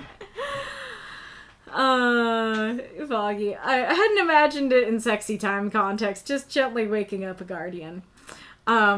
Okay, tell me more about that. I didn't know that he's her guardian, so what's that about? Kings being the elder giant and the elder dragon pair. Oh, okay. Yeah, so it's the king giant and the king dragon. That's cool. I like that. It's a distinguished thing. A queen is of the royal line. A queen consort is not. Gotcha. Like for Queen Elizabeth II, her husband was prince consort. How does that work? Why? How does that get decided? It's like, you get to be queen. You get to have the throne if the king dies. But you're a consort. No. you're married, but we're taking away the privileges. Oh no, phone is at 1%. Gilded in gold decal. I'm not sure what you're getting at there. Yeah, gilded is gold covered. Mm-hmm. Mika says, I feel like that definition of king needs more explanation or a different title. Oh, you mean about the king dragon and the king giant? Interesting. What do you feel needs more explanation? I oops to try to spot them all. Guess I'll have to do part 2. Yes. Or trips on his pants. Yeah, that could work. Maybe you could have stopped to go, wee! Wee the dread! Oh, once again, of course my brain goes to, that could be a prompt. Wee the dread! Good thoughts. I'll try to be more concise. Very fair. Mighty Oracle, what did you see? You, my lord, but without pants. King is visibly distressed. That's great. Not that sort of guardian. A knight of the mountains. Oh, like he guards like the mountains themselves rather than is her guardian. I don't know if I missed it, but what was the situation with Estren? Why was she zooming in, breaking down the door? FBI open up, going into his house. Was she already there? You know, if she was, what was she doing if it wasn't sexy times? What was going on there? Regarding doing naked things is over the line. I figured as much. I was 99% joking. Yeah, very fair. It's the bloodline thing. The husband cannot hold a higher station than the queen, so that's why he was a prince consort. Well, but, so I get it in that sense where it's like, oh, like, if you have a queen, but then, like, the lineage is usually through the dude, then, like, if a dude comes into the bloodline, then the queen might lose her title. I get that. But how does it work when it's the opposite? How does it work when it's, like, the queen versus queen consort, where it's like, oh, yeah, like, you get to be queen, you get to be part of the succession. Not you, though. You're a consort, you know? If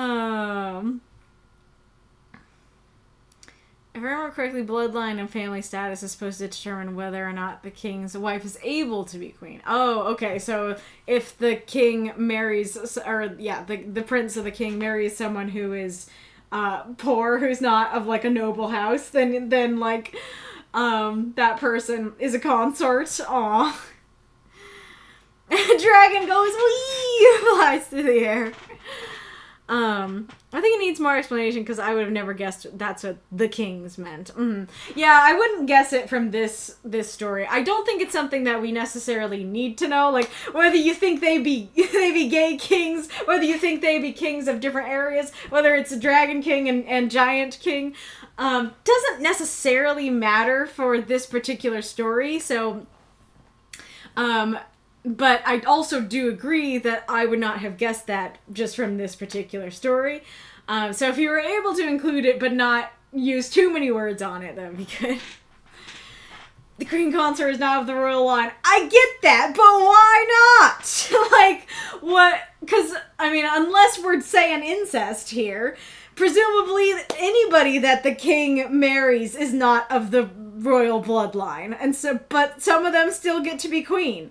So if the queen or the queen's consort are both not of the royal bloodline, then what decides it? I think Documancer answered that it's, or if that was Documancer, I think whoever that was answered that it's of which house, like how noble you are.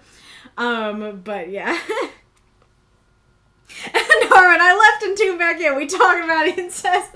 I'm trying to figure... It was Documancer. I'm trying to figure out how somebody becomes a queen consort versus a queen. And people are saying that it's like... where was the comment? Queen consort is not of the royal line. And I was like, the only way that you are part of the royal bloodline, but also marry into the royal bloodline, is incest. And so I know that happened with kings and queens in the past. And so unless, like, that happened with literally every king-queen pair ever, there are queens that marry in that are queens but aren't part of the royal bloodline. So how do you decide who's the queen and who's the consort? Yep. Incest didn't stop those people in Game of Thrones. It was messed up. Sad robot. I too feel sad robot about incest, Arith. Quotes Kaylie 2025. Documancer. Yeah, the nobility status is a whole thing in nobles, which is why marrying for love is kind of a source of drama in Blue Blood. Yeah, I knew that marrying for love was a source of drama, and I knew that they often, like, married other, you know, like a princess from another kingdom so that you form the alliance between the kingdoms, but I didn't know all of these intricacies about the consort thing.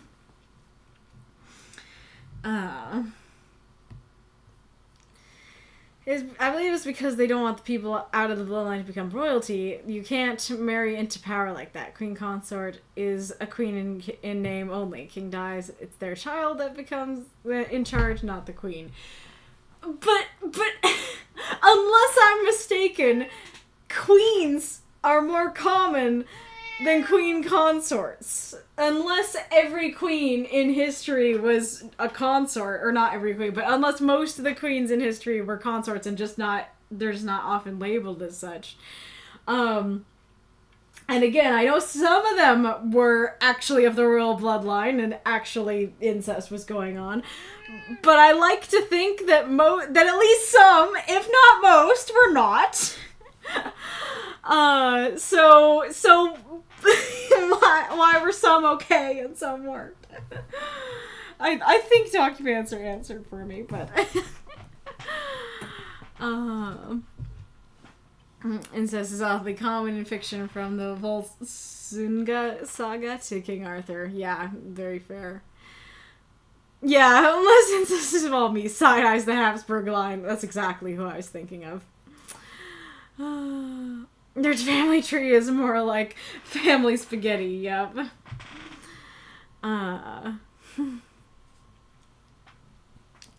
Kitty, you're cute.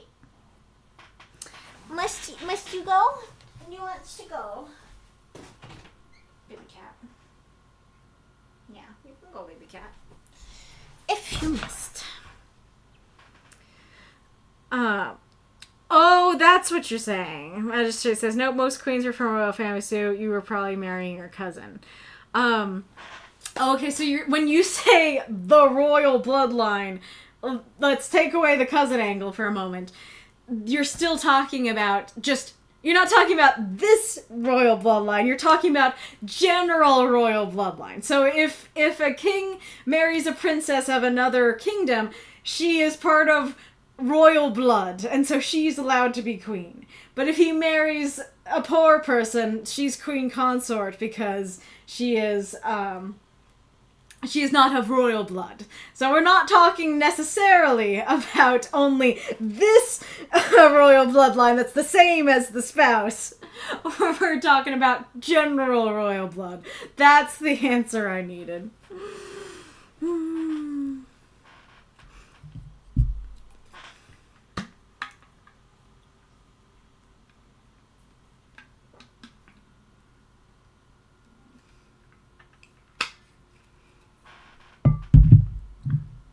Yeah, I mean, it was answered a while ago that the difference between a queen and a queen consort is that consort doesn't take the throne.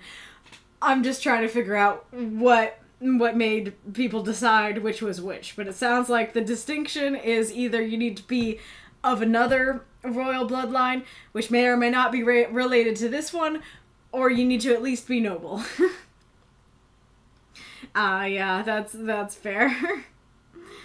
Foggy, for detail on the consort, this isn't a harem situation, but the king does have a couple consorts. This is because the giants are nearly extinct, and the eldest giant becomes king or queen. Adiyr 3 wives or husbands. Gotcha. So the giantess queen is, like, there's the queen consort, and then there's also the giantess queen. That's the situation. While bloodlines do matter to the giants, they track bloodlines, but don't revere them, but do revere individuals of heroism and prestige. Gotcha. Well, this is very interesting, Foggy, and I'm curious to read more about what's going on here. Do tag me if you write a sequel to this. I want to know what was in the vision. Alright, so am I correct that we only have 2 unlocked right now?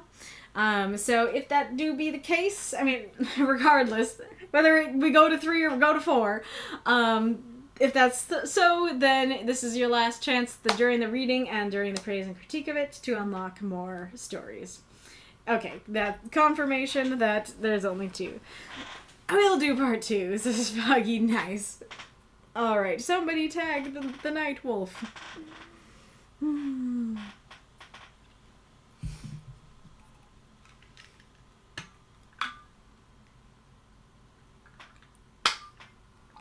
Alright. Very much foreseen consequences. I don't feel like I read that right. Very much foreseen consequences. Discount Sorcerer by NightWolf. 350 words. So, you're going to bail on me tonight because you hate someone. Really mature on your part, Amy said to her husband while applying makeup. George laughed nervously. I don't hate him. I just got something to do tonight. Oh, really? Well, I don't care. I'm not going alone tonight, even if I have to drag your sorry ass there, Amy angrily said while trying to apply some eyeliner. You dare tell a wizard what to do? Hope you have prepared for doom. George readied his frog morphing spell. Amy turned around, looking like a circus performer who joined a metal band. She didn't even say a word. She just threw lipstick into the wizard's face to knock some sense into him. Then took a better look at what he was wearing and said, Didn't I just burn those, like, yesterday? Bold of you to assume I only have 1 pair, George said while trying to hold back his laughter. What's so funny? Just tell me, I won't be mad, Amy said while reaching for something heavier to throw. Before the wizard had a chance to speak, he was saved by the doorbell. I'm sorry, my love. I'm needed elsewhere. Amy sighed. And you're going there without pants. Really? Good point. To the wardrobe I embark. Amy rolled her eyes and didn't know whether to strangle him or to whack him in the head. Amy answered the door, only to be greeted by her brother Michael and a dozen or so task force officers. Where is he? Michael asked, looking all serious. At the same time, George came surfing down the stairs, saying, Don't worry, my love, I shall save... I'm in a good mood, so let's make this quick. Michael interrupted, revealing some glowing handcuffs. I want to see your hands. For breaking the laws of magic and operating without a license. I sentence you to a week without magic, and a fine, which will be calculated and told to you by the local police force. You have the ability to appeal, but you'll be denied, so don't bother.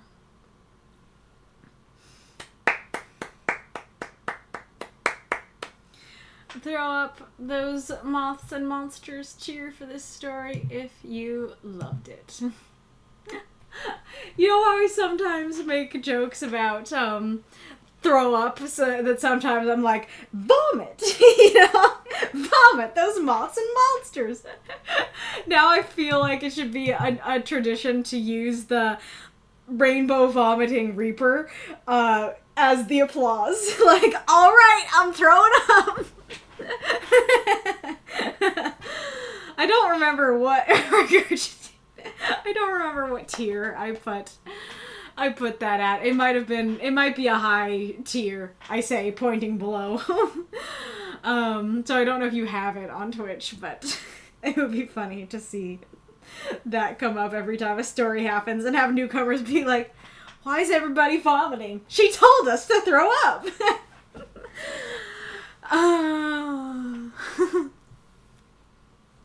NightWolf, fighter of the day wolf, champion of the sun, fighting for the light as the moon rises. Amazing.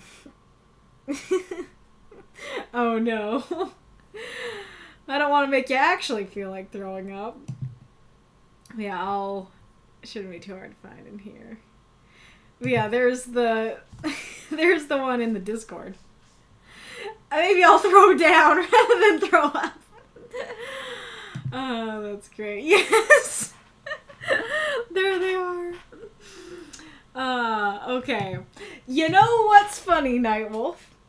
I was just thinking about the other story in this universe. Granted, I don't know if there's more than one, but I think there's only one I've read. I was just thinking about the other story, and I was like, who wrote that? Are they still here? And then, like, pretty much the very week I was thinking about it, you posted another story in that universe. So I was really happy to see this. I think it's a lot of fun. All right. Let's see. How do I want to start?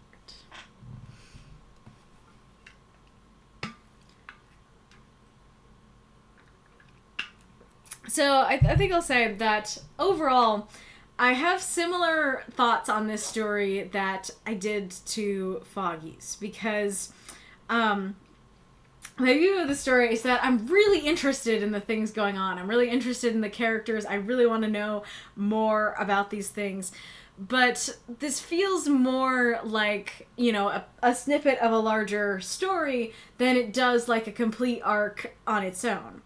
And so, like, for example, we start with, oh, you're going to bail because you hate someone. I don't hate him, I just have something to do tonight. Well, none of this ends up coming back. We don't know who he hates, we don't know what he had to do tonight, or if that was a lie. And, like, granted, yes, like, getting arrested derailed everything, but none of this is, like, the only thing about this that's important to bring up is, you're going with me, whether you like it or not. Like, I don't know if you could start with just that. But, yeah, I guess you could, actually. Like, you could just mention that she is, you know, that Amy is applying makeup, and then she goes, I'm not going alone tonight, even if I have to drag your sorry ass there.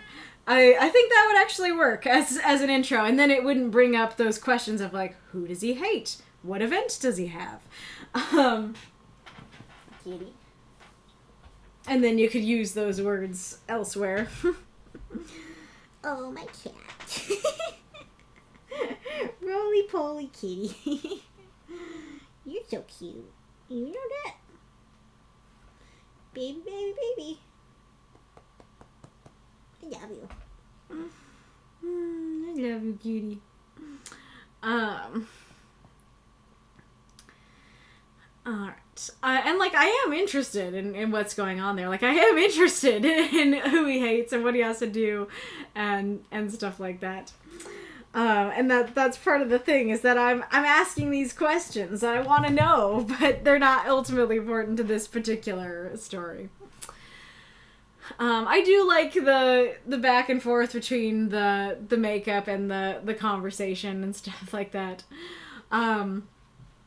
This is something throughout the story, but I do love George's, like, you know, performer overdramaticness. I am curious if he genuinely was readying a frog morphing spell, if he genuinely was gonna turn her into a frog, or if it was just kind of like, being silly, or like, I don't know, I guess I was gonna say just a threat, but I guess the reason why it doesn't read as a threat is because it's not like, I will turn you into a frog, you know, but he doesn't mean it. It's like, he readied the spell, like he's really gonna do it. And I'm curious how long that would have lasted if he actually had done it. So I think this description is super creative. I do really like the creativity of circus performer who joined a metal band. But I also feel like it provides questions. It's kind of another thing that provides questions that you ultimately don't end up answering. I'm gonna be honest, when I first read it, I thought that it was about her expression, that he, like, says this really dramatic thing, and then she turns around, and I thought she had this very specific look on her face, and I was like, what is the specific expression of a circus performer who joined a metal band? And then I realized I think it's just like her makeup is really bad. And it's like her makeup is just like white, you know, and with over exaggerated, like, I don't know, eyeshadow and giant lips and huge hair and stuff like that. And so the new question is like, why is her makeup so bad and so big? You know, what's going on there? And granted, maybe that's something that you could have put in there of like, you know, if you took out the hate stuff, you could just have it be like, you know, Amy applied her makeup getting ready to go to the costume party tonight. I'm not going alone. You know, that kind of thing might just clarify it. But otherwise, like, I this whole time, I just thought she's going to, like, a normal, you know, fancy event of some sort. And so then for her to be like, me to be imagining her in this nice dress, putting on nice lipstick and stuff, to suddenly switch to, like, horrifying clown makeup, I'm like, is this appropriate for the event? In which case, what's the event? Or is she that bad at makeup, you know? I do really like the wizard in quotes. It makes me curious because it does seem like he actually can do magic. But I do kind of like that little clue of like, he's a discount sorcerer. He's maybe not quite skilled enough to be called an actual wizard, or he uses magic in weird ways. And then I do really like the prompt use of like, did I burn those yesterday? Bold of you to assume I only have one pair. I do really like that of like, he has pants, but they ain't proper pants. You know, there's some kind of garish wizard pants that she hates, and like, he has more stashed around the house. I think that's really cute and funny. I do wish there was more about that, because, like, it's not even clarified if they are pants, it's not clarified what they look like. And again, I do feel like that could have factored more into the story, or been kind of the whole climax and point and stuff. And so, I do wish there was more to it, but I do really like your prompt use there. I'm not sure I follow this response here of what's so funny, just tell me I won't be mad. I don't know why she's confused on what's funny, because he is, it's just what he said, that he's like, I have a bunch stashed around the house. You know, like, I have more than one pair. That's what's so funny, so I don't know why she's confused about that. And she's very much already mad. So, unless she's kind of meaning it as, like, she's furious and she's like, no, tell me, I won't be mad. You know, that kind of thing. And if it is that kind of thing, it would need a dialogue tag to make it clear, like, no, she's not saying that in earnestness. But just Amy said just kind of reads as, like, she suddenly switches from being really mad to, like, oh, what's so funny? Like, just tell me, I won't be mad. Sort of thing. So, not sure I get that there. Really like the phrasing of Saved by the Doorbell, like a play on Saved by the Bell. I love the drama of, like, sorry, my love, I'm needed elsewhere. It kind of makes me think of, like, a hero with a cape looking off into the sunset, like, I must go. I'm needed elsewhere. You know, kind of thing. I do really like the use of the prompt here as well, of, like, yes, I'm needed elsewhere. Drama. I must answer the door.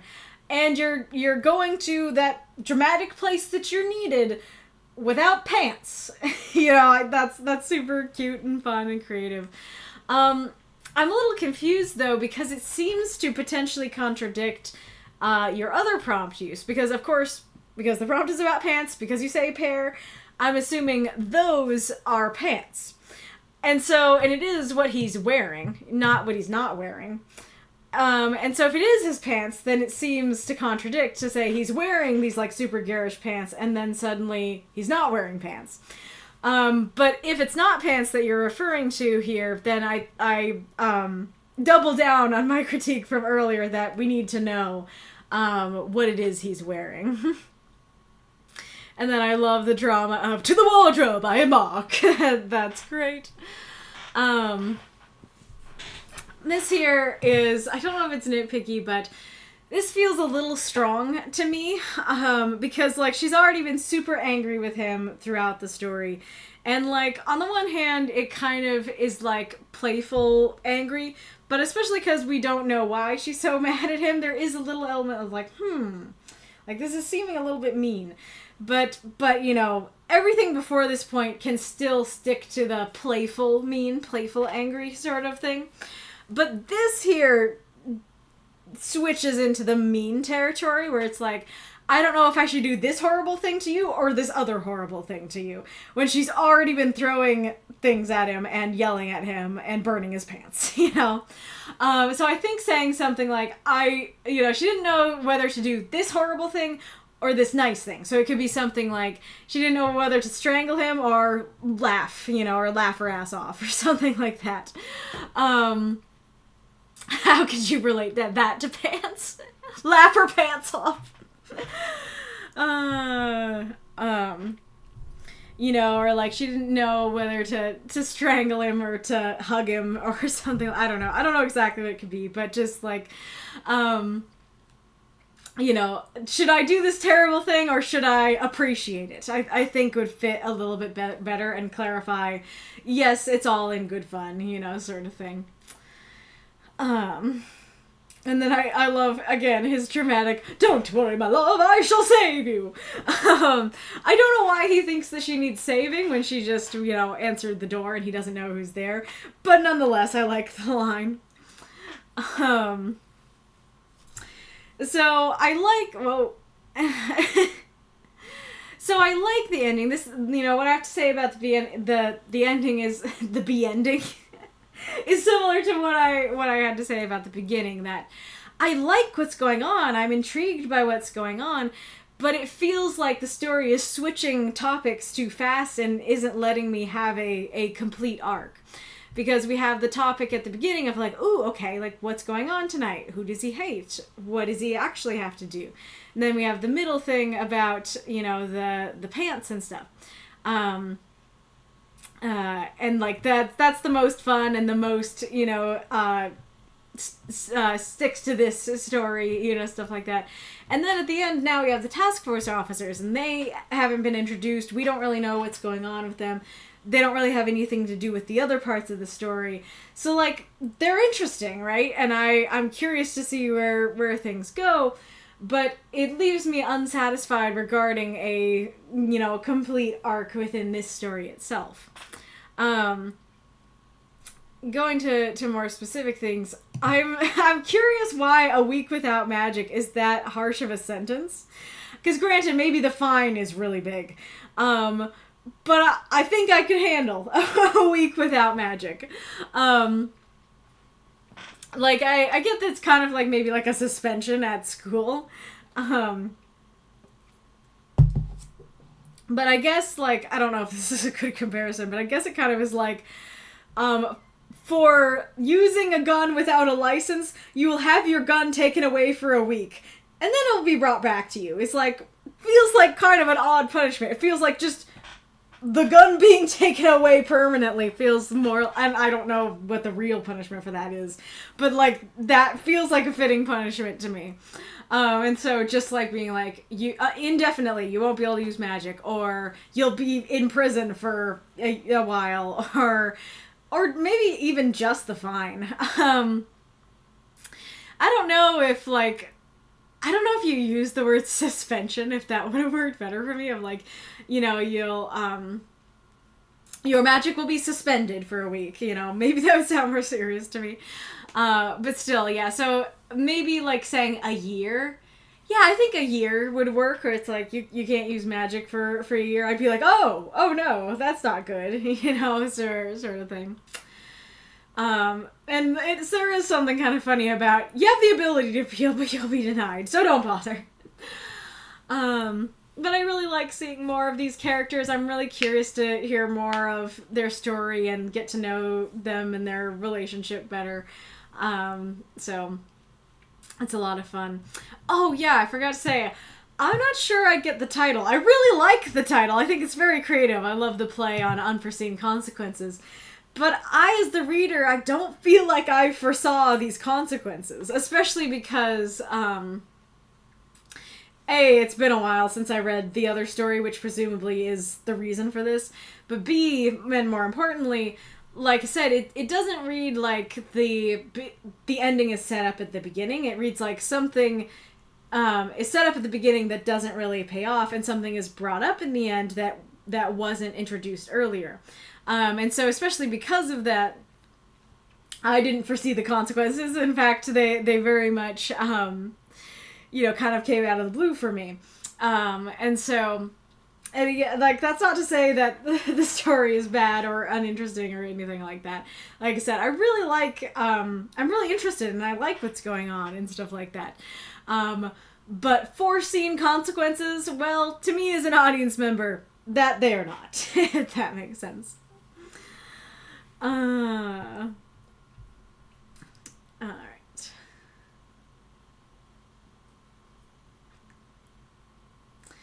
A bit about circus performer. I assumed it was her accidentally smearing her makeup. Well, I'm not sure why she would, because, like, Amy turned around seems very deliberate. Like, she just, she's saying this while applying eyeliner, and, like, nothing is saying that she gets jostled as she's applying her eyeliner. She turns around purposely. It's not like she gets forcibly turned around or anything like that. So, I'm not, like, that could work, it makes sense, but I'm not really seeing the clues for where she would have smeared it. Oh gosh. I turned your arm into a snake, screaming, "Aw, he likes you!" Then again, how reliant on magic is he? Yeah, that could make more sense if it's like, oh my gosh. If somebody was like, you can't use your phone for a week, yeah, that would be a pretty horrifying consequence. So, I guess in that case, just setting up how reliant he is, so like using the words at the beginning to show how reliant he is on magic, that taking away magic for a week would be terrible for him. Yeah, I think that could work better.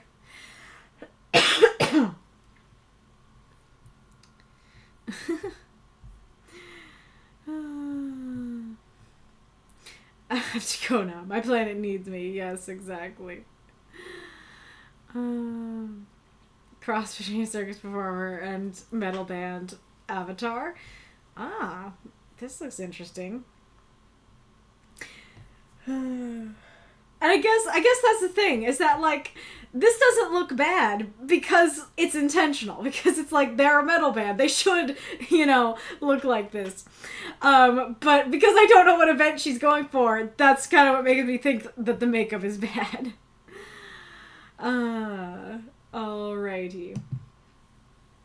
A very fun story, NightWolf. Thank you so much for submitting. If I understand correctly, we didn't get more cheers during the story or praise or critique, so it's time to then, announce the prompt for next week. So get out those drum rolls.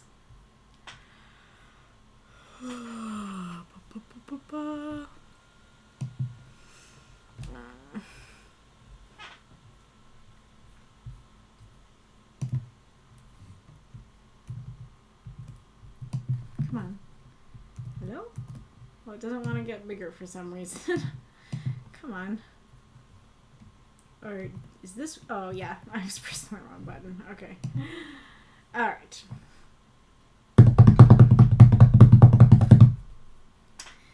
In third place, with 14 votes, we have Paper Will Endure.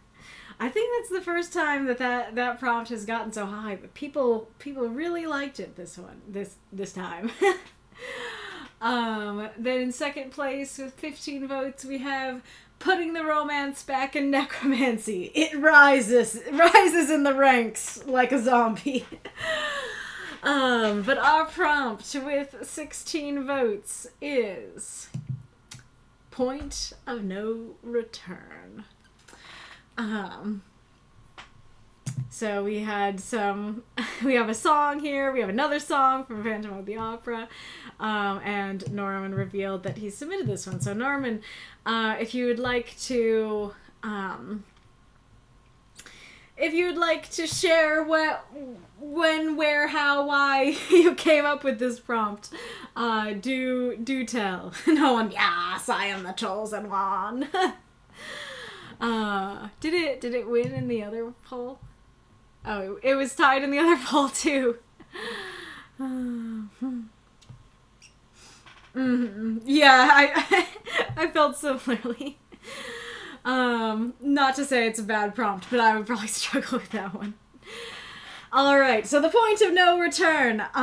So this is, I think this one's maybe more self-explanatory than others, that it's just the point that you can't come back from. And this is you can apply this to so many different situations. It makes me think of I can't remember if there's actually something in the hero's journey called the point of no return, but I know there's something called crossing the threshold, and so it makes me think of that. Once the hero decides, yes, I will take on your quest, kooky wizard, then, they've accepted point of no return, or, if you decide, yes, I will go through this portal to this other world, and then they can't come back, then they have crossed the point of no return. And, granted, that points out that the point of no return can be crossed unintentionally. Somebody could stumble upon a portal to another world, and they can't return, even though they didn't intend to come to that point. And, it could be about a decision somebody made, less so a physical place that somebody goes to, and more about, I've done this thing, and I can't come back from doing this thing anymore. Be it some horrible, awful thing that they can't atone for, or, we're gonna take down the evil tyrant. We're here, ready to fight him, and we can't stop now, kind of thing. It makes me think of, Jacta alia est, the die is cast, the thing that Caesar supposedly said as he crossed, the Rubicon, I think it is. I forget what even the context of that was. I assume it was some war thing, but I know that quote because it came up in Latin class very often. And the point of no return could be a literal place, that it could be the sort of abandon all hope, all ye who enter here sort of thing, where it's hey, there are signs, go back, don't keep going, the person keeps going, and so they've passed the point of no return, sort of thing. Like all of my prompt submissions, I usually just try to find an interesting 5-word phrase. Very fair, very fair. I can do my part 2 for this prompt. It works perfectly. Aw, how awesome. Okay, so what's stream chat saying? Let's see, there's a Wikipedia article. The phrase point of no return originated as a technical term in air navigation to refer to the time and or location during a flight at which the aircraft no longer has enough fuel to return to its originating airfield. Oh, interesting. I didn't know that. It's so wild to hear where these phrases come from, because I would have thought, that this is totally something people would say in centuries past, but this is sounding like it's a fairly recent idiom if it's about, airplanes and stuff.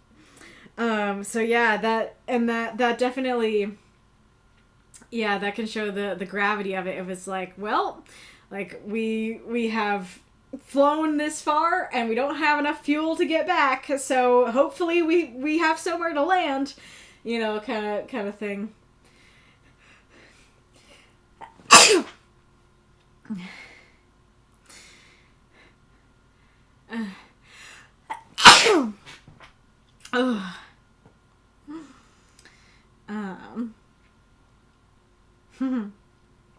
The die is cast is such an interesting phrase, because whether you interpret it as a die being rolled or something being die cast, it still makes sense. Oh, that's neat. Yeah, I think the original was meant to be roll the dice sort of thing, but that is a great point. of like, you know, making a mold of something, like we've made it, we can't go back, sort of thing. Thanks for your blessings, Foggy. This says, I remember the first time Norman Gray offered this one. It was in reply to my prompt, "You never turn back." Ah, interesting. I was definitely noticing the comparison. That's what part of why I actually put this one facing that way and then this one facing the other way. But yeah, they are very similar vibes. And like thinking about like the finger and stuff like that, could it be like you have magic fingers and you point at someone, and when you point at them they can't return, like you have the zappy hands, you know, kind of thing. I think I tried submitting this a while back, but didn't have many takers. It is really interesting how that is, right? That there's sometimes there's a prompt that like keeps not getting to the poll, or it gets to the poll and doesn't get very high, and then another time everyone's like, that one, that's the one.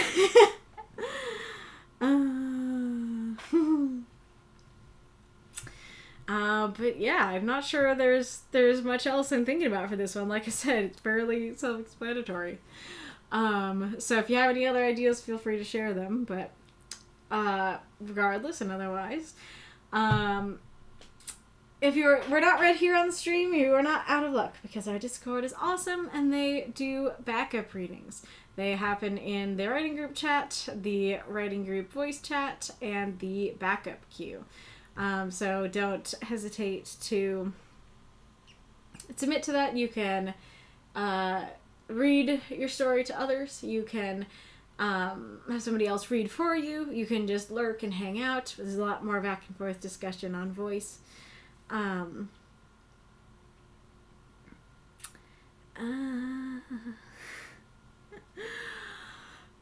We're finishing earlier than I usually do today, but I feel more tired than I usually do today. I guess it makes sense.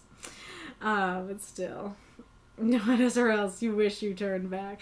Yeah, that is a great point of the distinction between you never turn back and the point of no return. That, like, you never turn back kind of shows, like, there's potentially a problem with turning back, you know? Like, don't...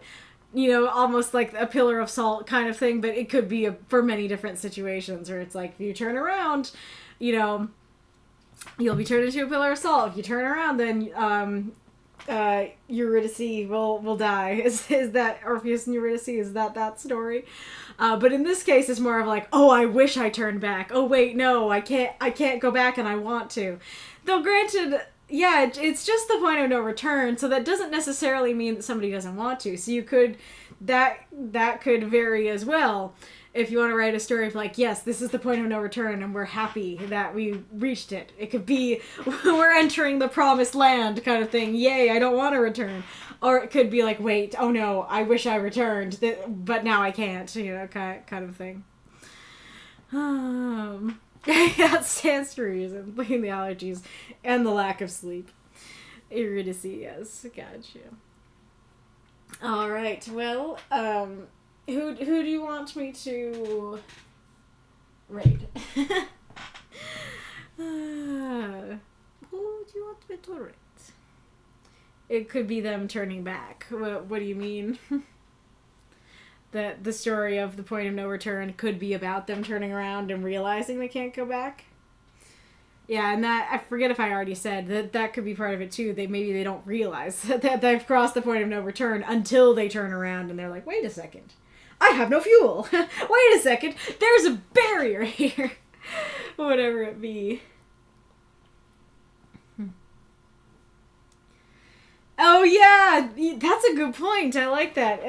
This is the point of no return. If I cross this line, there's no going back. Does not cross the line, goes back. That is a great point. Yeah. In French, fait accompli, something that has already happened and is thus unlikely to be reversed. A done deal. Yeah, very fair.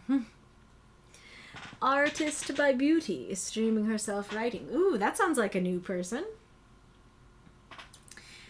That sounds like a new person, Bella. Bella's sitting on the floor being cute.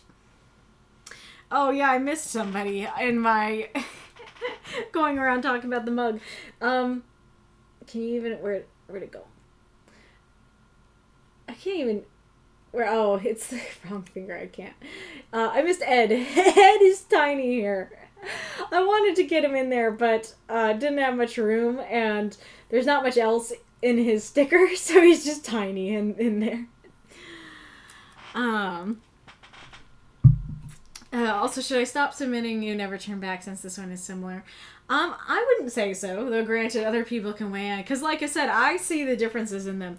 I would probably not recommend submitting it next week because it's so similar, but I would definitely not recommend stopping submitting it altogether. Because yeah, but like I said, like You Never Turn Back is different. There are differences. It makes me think of, I think, like, I don't know much about it, but I think there's, like, a comic called, like, Behind You or something that always is, like, about monsters that are, like, just behind you.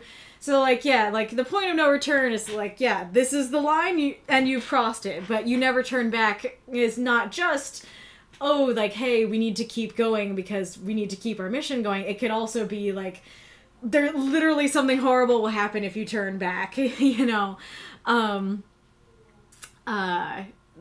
Yeah, like, there might be a monster back there.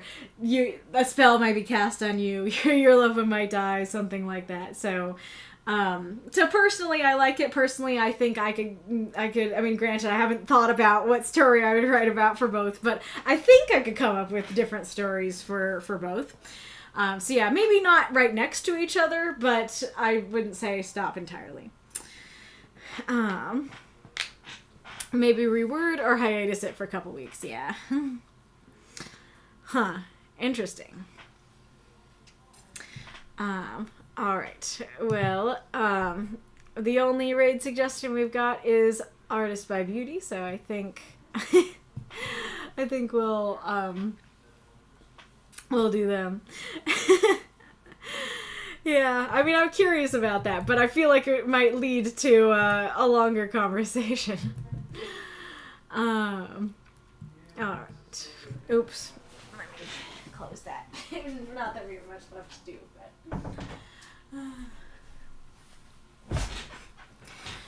Alright.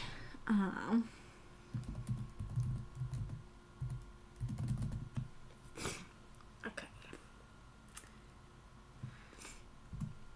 Is that right? Yeah, that's right. Okay. Alright, I'll see you all next time. I'm excited to see what you come up with.